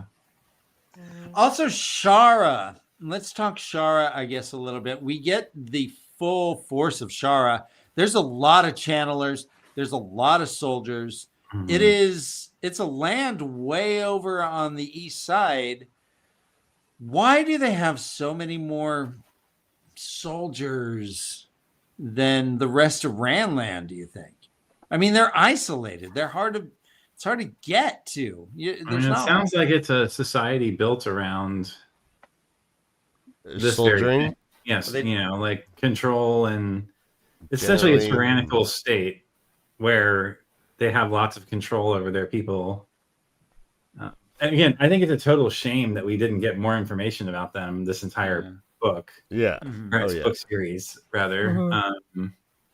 So you didn't. Do you think it was worth the surprise of them showing up? I have been asking for more about them for a long time. And like, what's Demandred up to all this time? Was what's he that been worth the doing surprise yet or not? I mean, I guess so. Like, I feel like they didn't really need the Sharans to show up in order to apparently kick everyone else's ass anyways. So would they have had enough channelers on their side? Well, there was a bunch of dreadlords, it seems like, in the Aiel in Shao Ghul that, again, like, we didn't ever get very much about Shao Ghul either. Which I would have loved to have seen more about the village, the town and all that stuff. I found that kind of frustrating. That I'm sure if Robert Jordan had more books to write, like, we would have gotten more information about all that before. I hear the rent's really cheap in that town. I hear the rent's cheap, but the school district is not good, Ryan. The schools suck. Yeah. I mean, they turned out Slayer, so they can't be all bad. I guess if you swing that way, a tree grows in Brooklyn or whatever. Not many make it out, but the few that do, they make it out strong. Right. Public schools, that is. I'm kidding. I'd love to know more about the Sharan society and like the tattoos and there's just so much we're never gonna know. It really is a fascinating culture. I agree with you. There's a lot that we don't know or even understand about them, and therefore the choices that they make. So, and a lot about their history. There's so much that's unanswered. Societal structure, history, political system. Exactly, which all of those things inform. Is the amount of tattoos you have mean you're lower in status versus higher? Like, what's up with the living male channelers who are old when they all are supposedly killed at a certain age? Like, there's just a lot of inconsistencies in the way they show up, I feel like, compared to what we've learned about them, which, granted, we had bad information. I mean, that's the way to perceive that, right? Is that the information that they had about the Sharans was wrong. But I think we were told that in the context of the glossary, which makes me question other information in the glossary. Yeah, I think we're I've gonna have still to never revisit read a this. glossary in my life. Yeah, I think we're gonna have to revisit this after you finish the book. Okay. Okay. And there are a couple of short stories you can read. Okay. Cool. So what soundtrack is playing when the Sharns enter the field of Marilor? I don't know what soundtrack. Mama said knock you out. Eye of the Tiger. Yeah. I'm gonna go through the list that ChatGPT says of all the named characters who die in the last battle. Lay it on us. There's Dosine Alwyn. She's an Aes Sedai. Swan Sanche. Gareth Bryn. Gareth Bryn does the Gareth. I wish we had seen him go out. Gareth would have, it's kind of sad aggro, that he just basically, right? He went aggro. He was just screaming up a hill after Swan died. Yeah, but did he take out 20? Was he like Jaime Lannister before he got captured? I'm sure he did. I'm sure he did. Yeah. Huron, Ryan, where's the Davram Bashir and his wife? Music. Yeah. Thank you. Davram Bashir and his wife. Carlton Mandor and Beldine. Jory Conger, he bled to death. The Anaya, the Sharian Aiel, Kwamesa, Birgit Silverbow, David Hanlon, the mercenary. Darkfin. Mazrim Tame, M. Hio.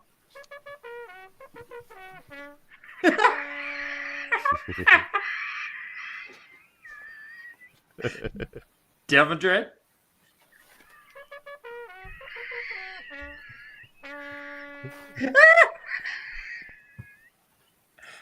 Bella.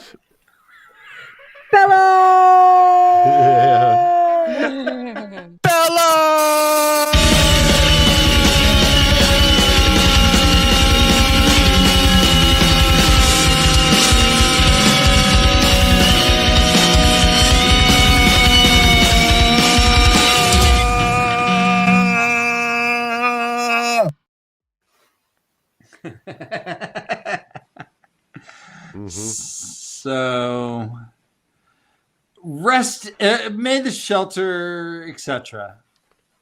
of the creator palm. May the creator's palm cup your cute little buns.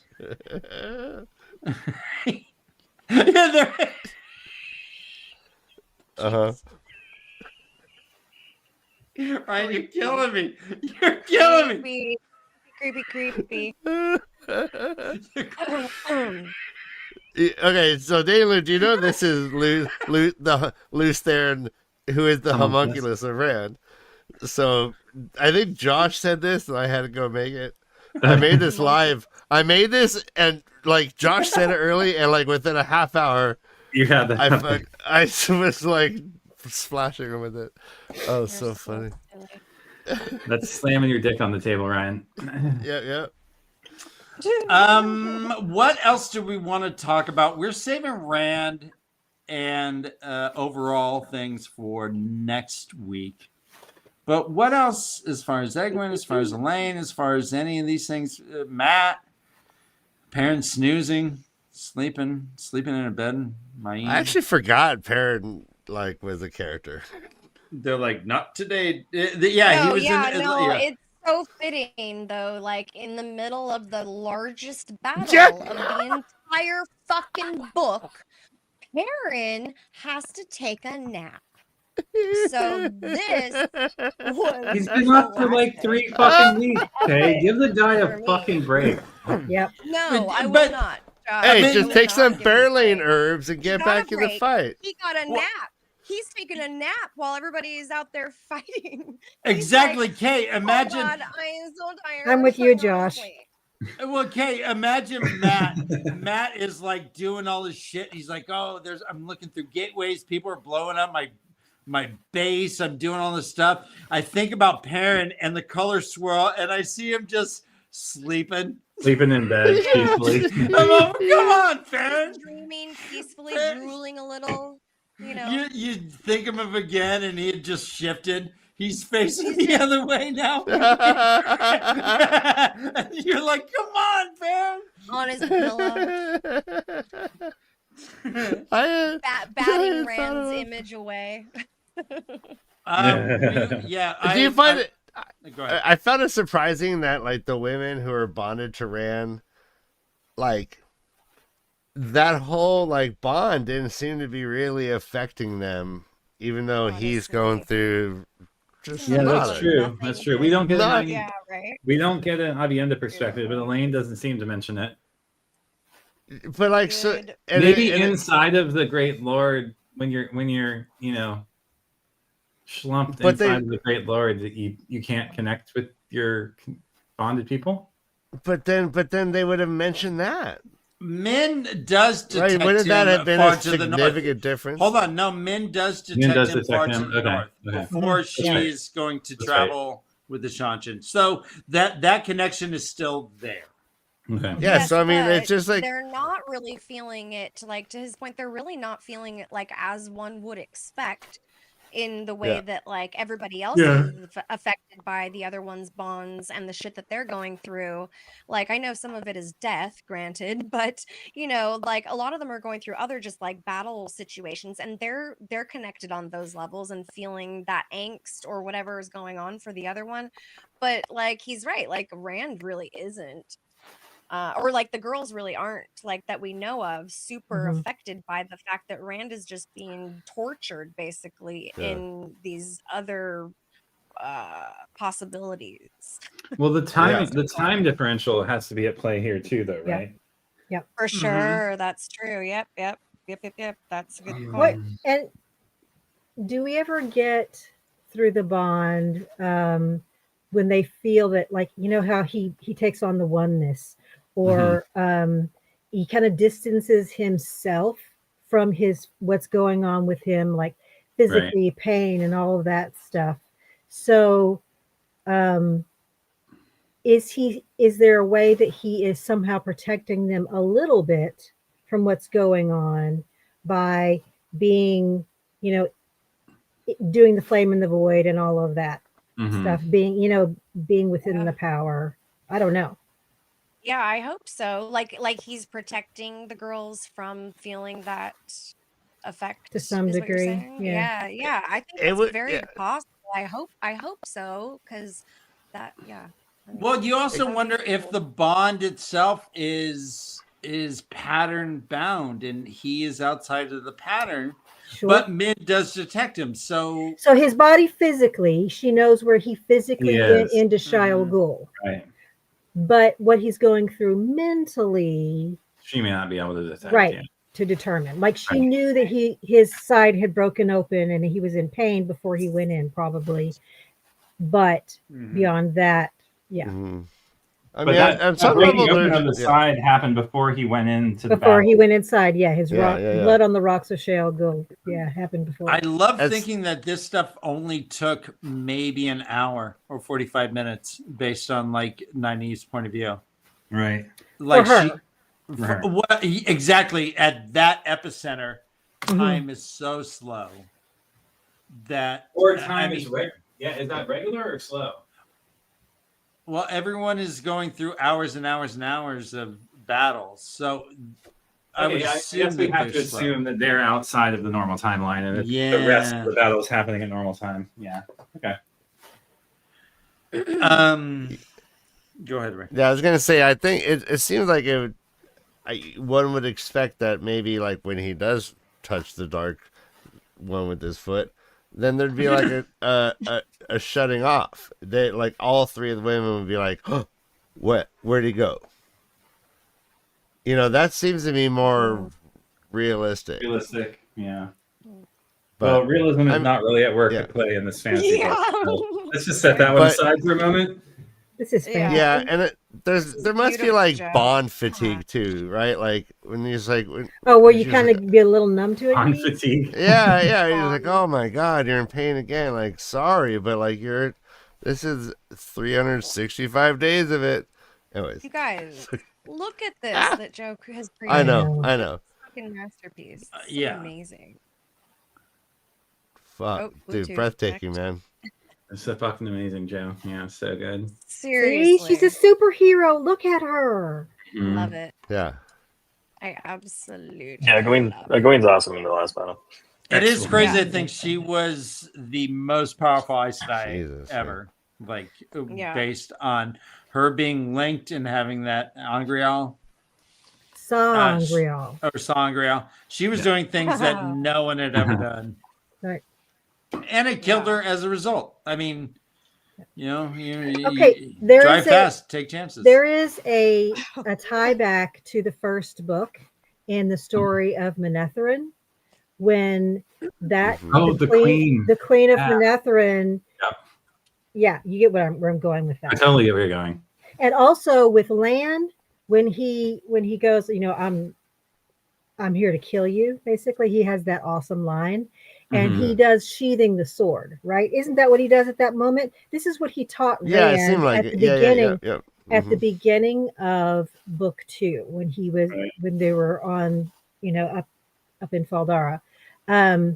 He was like, you choose that moment, like you to sheathe the other person's sword in your body in order to take the killing stroke. To make the kill. Yeah. Yeah. Mhm.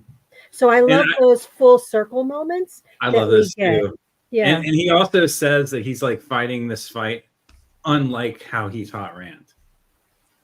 Mhm. Yes, Mhm. yes.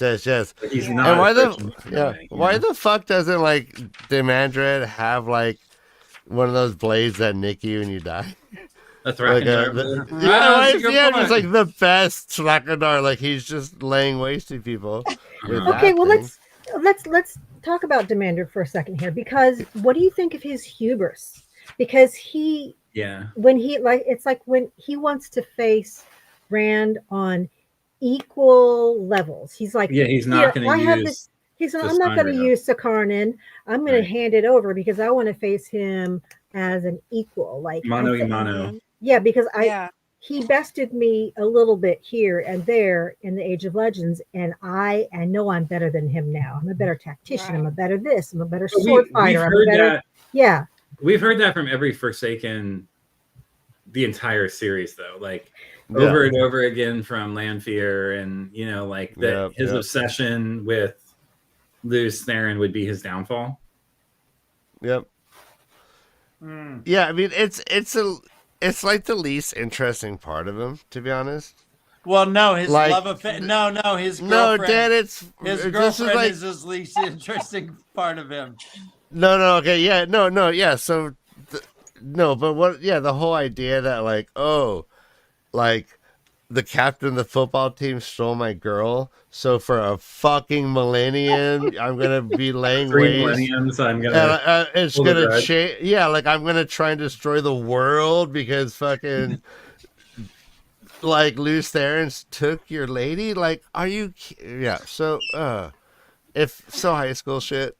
The one POV we had of Val the Willed had him kind of falling for a chick. He was thought about kinda, it. Yeah, Shendla. Mhm. He's like he had thought himself long past caring for a woman again. How could affection thrive besides the burning passion that was his hatred for Luz Theron? Okay, I know. Fuck, Gross. it's so dumb. Gross. So dumb. No, I was. Oh, All right, so like this obviously is the This is my Sando. hatred. And no, God, no. And then to what end though? Like, oh no, this woman actually cares for me. What an odd feeling. I'm conflicted. Dead. Dead. And she's like, Dead. Like, and she's like, why he's are we dead. adding? Val's Like, dead. you know. Dead. Dead. I have something completely off topic to say. Please. Yeah. I mean, not off topic. It is about this chapter, but like, I was really hoping for more clarity about the creator versus the dark one, if there is really like, I mean, Josh, you said you had some clarity about that, but I don't feel like I really did, unless like the dark one just is the creator. Like he just is one and the same. And Well, the that's thing how I it felt I had feels. clarity about was about if Rand breaks the pattern or kills the Dark One, what happens? Uh-huh. That was the thing that I got clarity about. Okay. I mean, but it's a dark one. Like, but the reality Rand created with no Great Lord was just as evil. The people I know, were just Sam, but devoid of meaning and love as the world that the Great Lord created. Could the Great Lord not have invented that and then told him that's what is happening? It was a lie, yeah. To fucking lie. It's a goddamn Great Lord. He's the father of lies.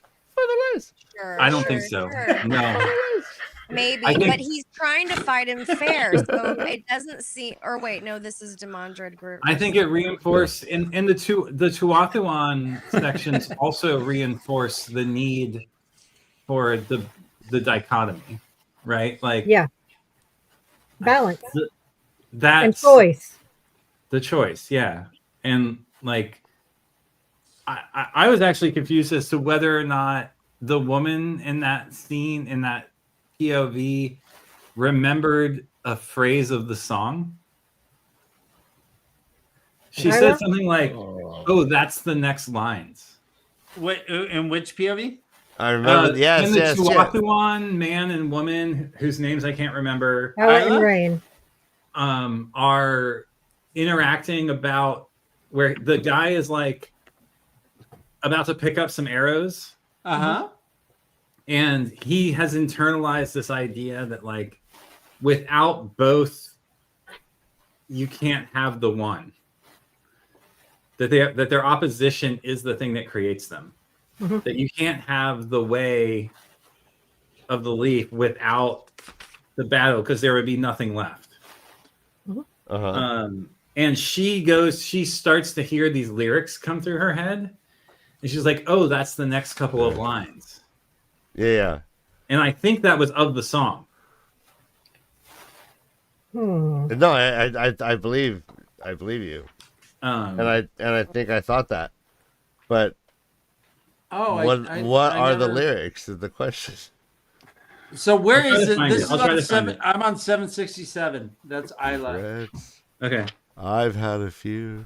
Well, just what is the light? But then again, if there's a light, what is the light? What is the creator? Who the fuck is the creator? I've lived. Don't do that in the Philippines, Ryan. You're a good shot. A life that. Apparently.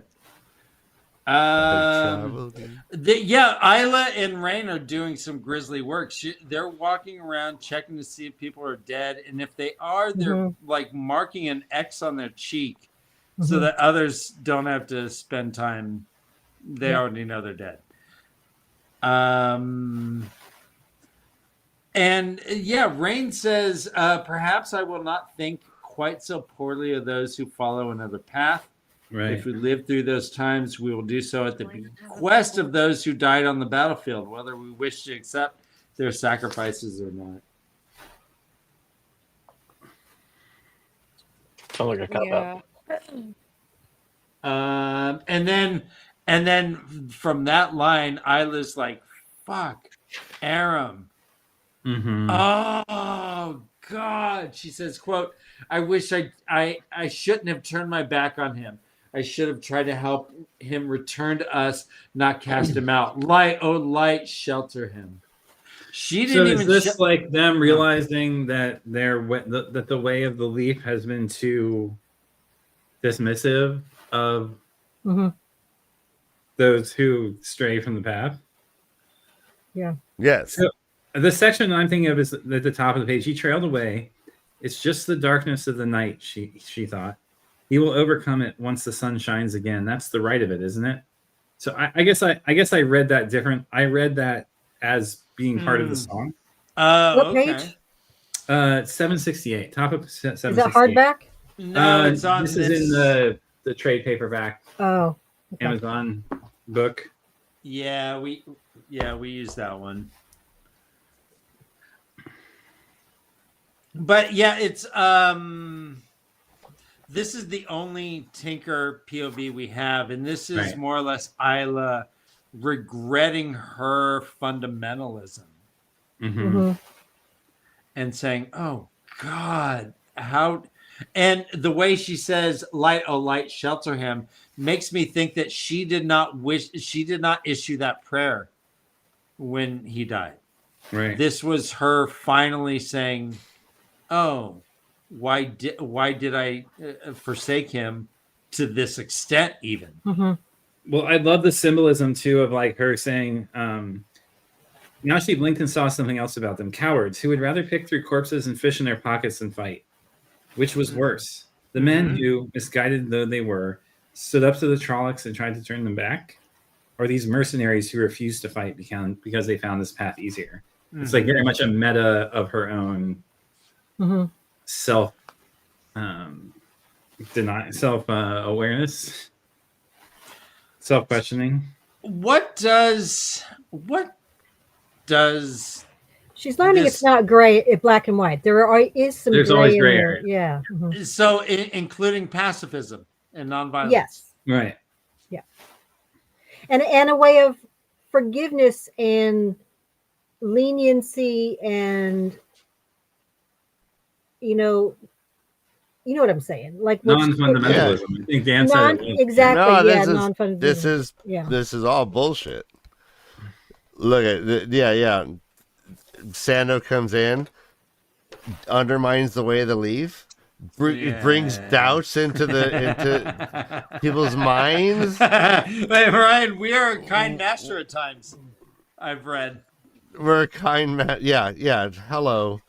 The way to leave, unquestionably the best path. Without question. Without question. Yeah. Is there anything else that we've? By the way, what are we watching here? Because Joe's talent, like, continually punches me in the nose. Like I have no idea. Like the stylistic changes, even what's going on here. Like, someone's standing on a cliff, facing a band of Trollocs with a banner. Oh, is this? It's got like a Salvador Dali. No, this is going. It's going! Yay! What? So it's like got a Don Quixote lithograph Salvador Dali vibe going on. Right? Did you just destroy a record? Yeah. Going. I mean, I say we just listen to tunes and watch Joe draw for the rest of the. I mean, till we fall asleep live on stream. I'm fading. Like, fine. It's getting late. Yeah. You can. Everyone can bounce out if we want. I want to see what's going on here. So, Josh, I love you. We'll talk. We'll talk Rand and predictions for the end of the book next week. So don't read more. We'll stay where we're at. Not read more. Okay. Correct. Okay. Zul, it was great having you here. I love your insights. Thank you. Yes. Thank you. And I still can't wait to talk to you more when it's all done. Yeah, we'll have some time once this is done. Yay! Maybe tell. Oh, go ahead. I'd say maybe I'll have you on my podcast at some time. Tell us about it. Find what questions you have. I have it's Delving the Chronicles, a Wheel of Time podcast, where we anything we can get our hands on, interviews, theories, whatever, we pull it all in and stir it up and question it all. That's all. Yeah. Well, so I would love to hear what your questions are. Thank you. There you go. I'd love to hear what your questions are when you're done, and maybe there's some big things we can discuss as your first time reader. Questions at the end, like what's left to talk about. Yeah, so much. But I loved having you too. You have such good things to say and good questions for us, like along the way, and I just love you all. I love you. It's been so good to see you. spend this time with you. Ryan, do we have 10 more minutes on this? But yeah, you can go for hours if you wanted. Well, yeah, we have. So we have the best chat in the world. Right. Are you gonna play the video? Special. This We way do. comes. Yeah, See, thank you everyone who sent us messages and the sweetness. Oh my goodness. I loved all of it. Thank you.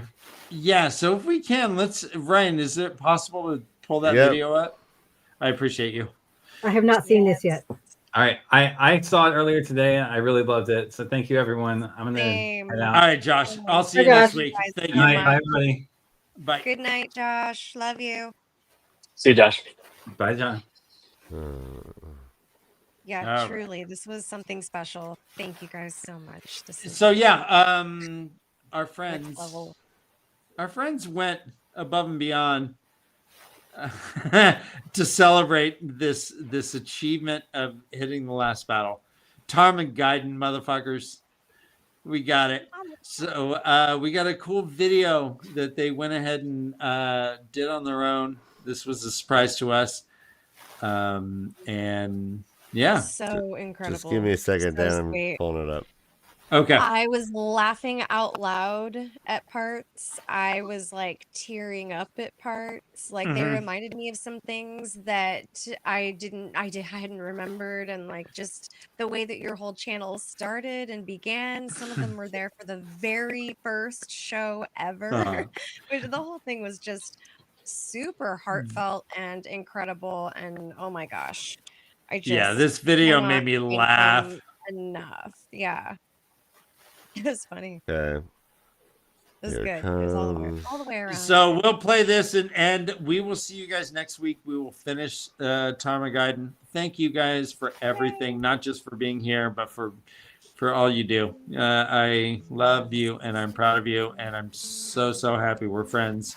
Joe, thank you for coming on. I love, and let me pop there. It's just a scribbly drawing right now. I love it. So we're gonna play this video and we'll see you next week. Hopefully. I love you guys, and run for your She lives. fingered Vora. Or no, don't run for your lives. Go collect wounded. This is the way of the leaf. This is. Oh. And arrows. Go collect. No. Isla will not touch an arrow. But Rayan will. Rain will. Ooh. All right, let's.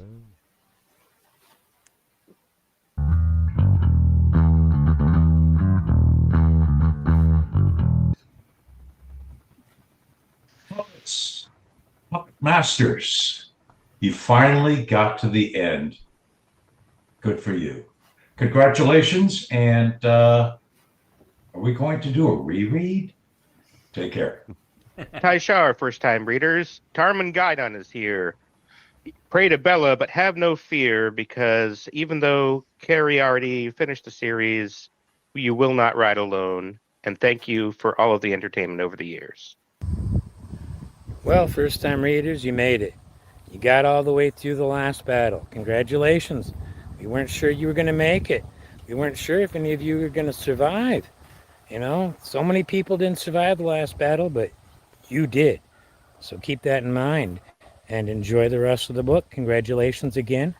Looking forward to seeing more from you guys. Hey, Josh, Kay, Carrie, sort of. Cheers, my friends. Journey is complete, and it's been a long one. Thank you for 1,000,000 hours of hilarious content. Thank you for letting us watch your journey. Thanks for your patience with Brother Dan and Ryan and their endless nonsense, and thanks for somehow turning Robert Jordan's beloved prose into 1,000 clunky dick and fart jokes. Cheers, guys. What's up, Kay and Josh? Congratulations on surviving the last battle. I'm proud of you guys for seeing this through to the end. I look forward to hearing what you all think, and hopefully you haven't beaten me to this one. Elaine waved for Gita to approach.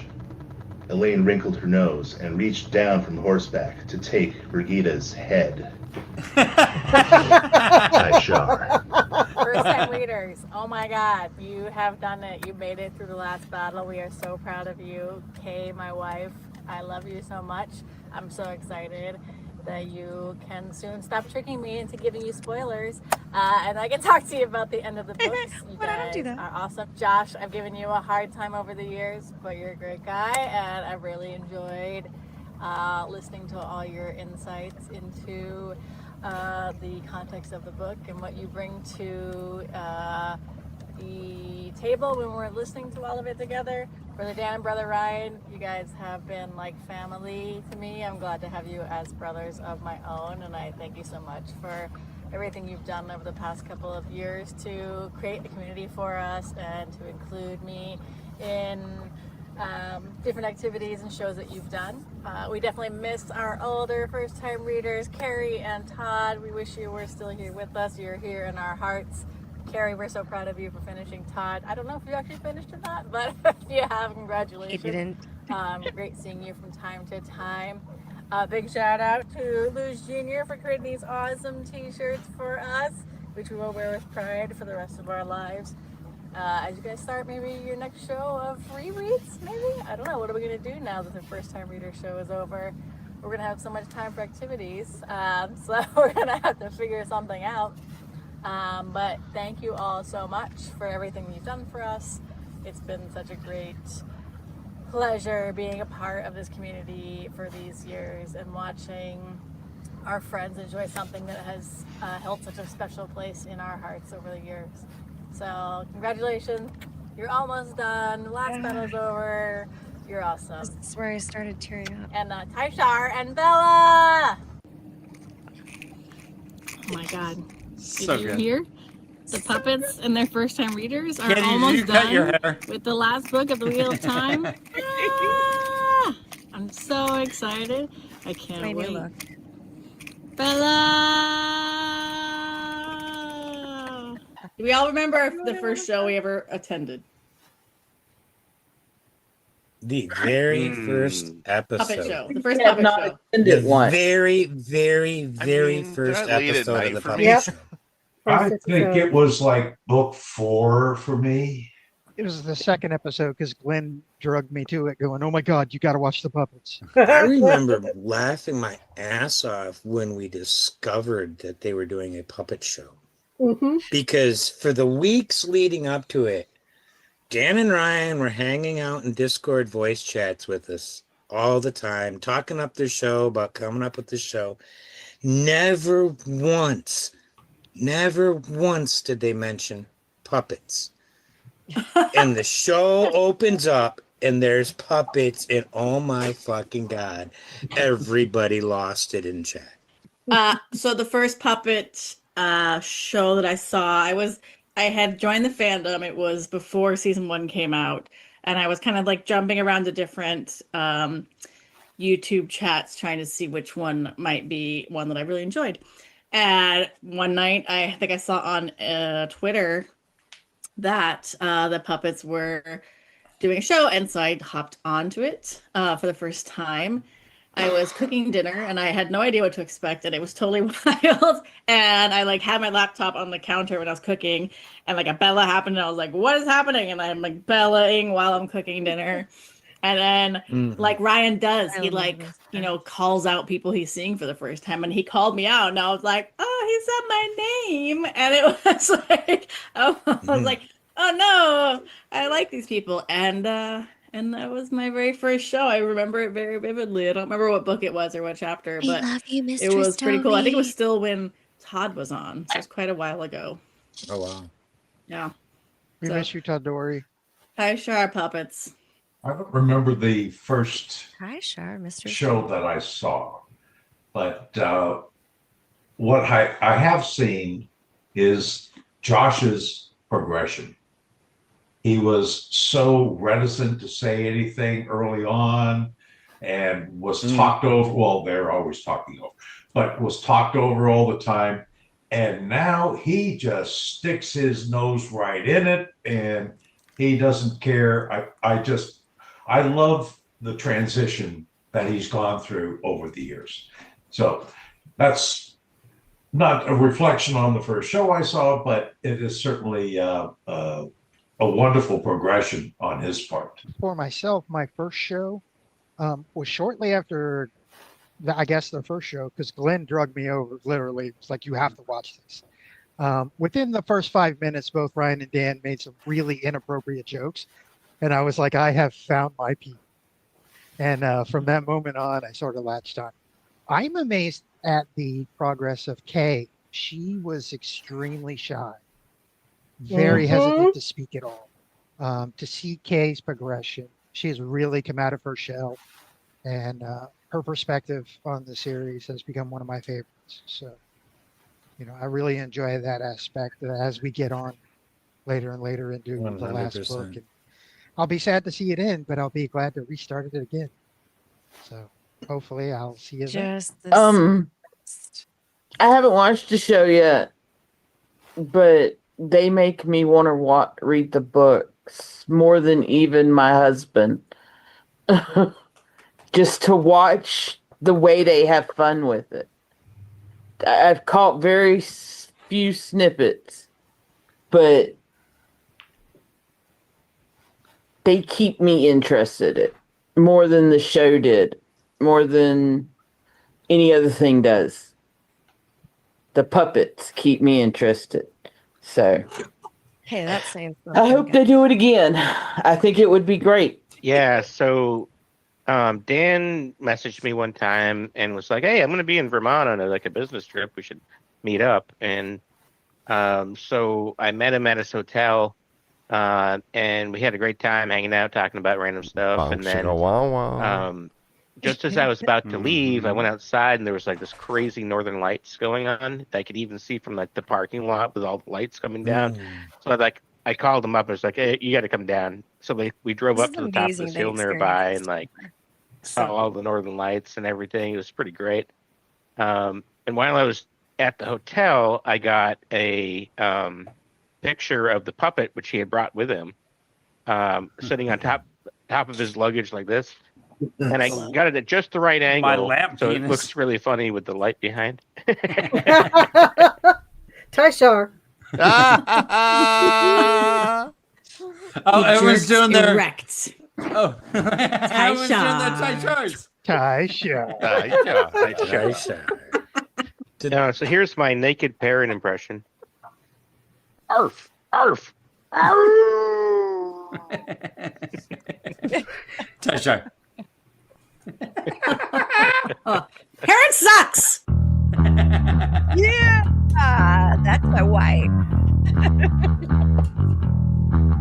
They're the best. Yay, guys! I love you guys. All right, stop it. Okay, let's stop. There we go. We love you. We love you. You guys, thing ever. Amazing. That was super fun. There we go. There he is. What the hell? So sweet. Look at those. This is why I'm not on screen, because I just throw middle fingers all the time. Well, I'm speechless. We got probably at least 3 more shows left before we finish the books, but come hop on in Discord if you want to hang out post show, because we're having a party in Discord. If you're not already, I am so impressed with you guys. I cannot.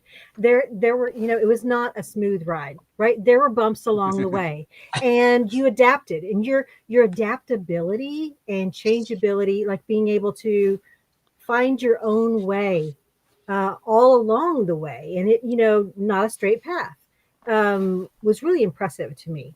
And you just continue to grow, and the fact that are we going to have a first time reader? What are we going to do? And then other people came in and joined, and so we had Carissa, and we had Josh and Carrie coming in at different times, and you just kind of folded them in, and then you have other people that you bring in, people from the community, and you just welcome everybody in with open arms. And I just think it's such a warm atmosphere that you created here. And I'm so impressed. And I'm just, thankful that I got to, witness it all along the way from before you started, so I definitely resonated with what Glenn was saying about that first show and the puppets being on screen because I had no idea.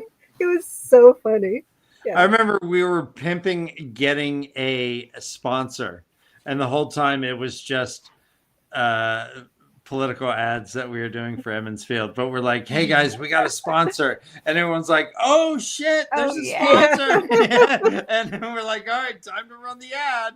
And it was like for Brand Beer or someone. And see, that's just that was my favorite thing you did. Yeah, you're not afraid to try new things, and let your creative juices sort of flow there. It's fantastic.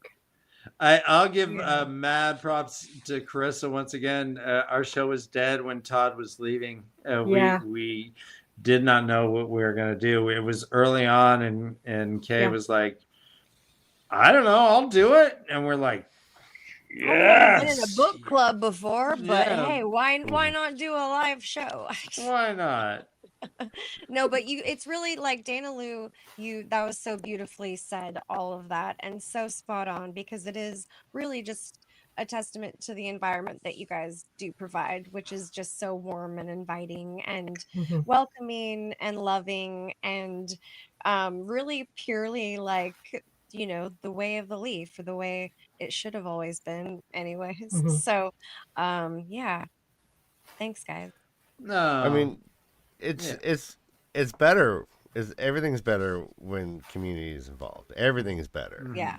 My life is better. Our jobs were easier, like when people are funny in chat and we can riff. Like everything like feeds this. And so every person who's been on, every first time reader, like they just feed this gumbo, and it's been and I just appreciate and I think that rubs off on how it comes across. But I'm just so appreciative of anyone giving us their time like this. Right. I mean, and Ryan and I were kind of like, when we started, we were the Statue of Liberty. We're like, bring us your, come on.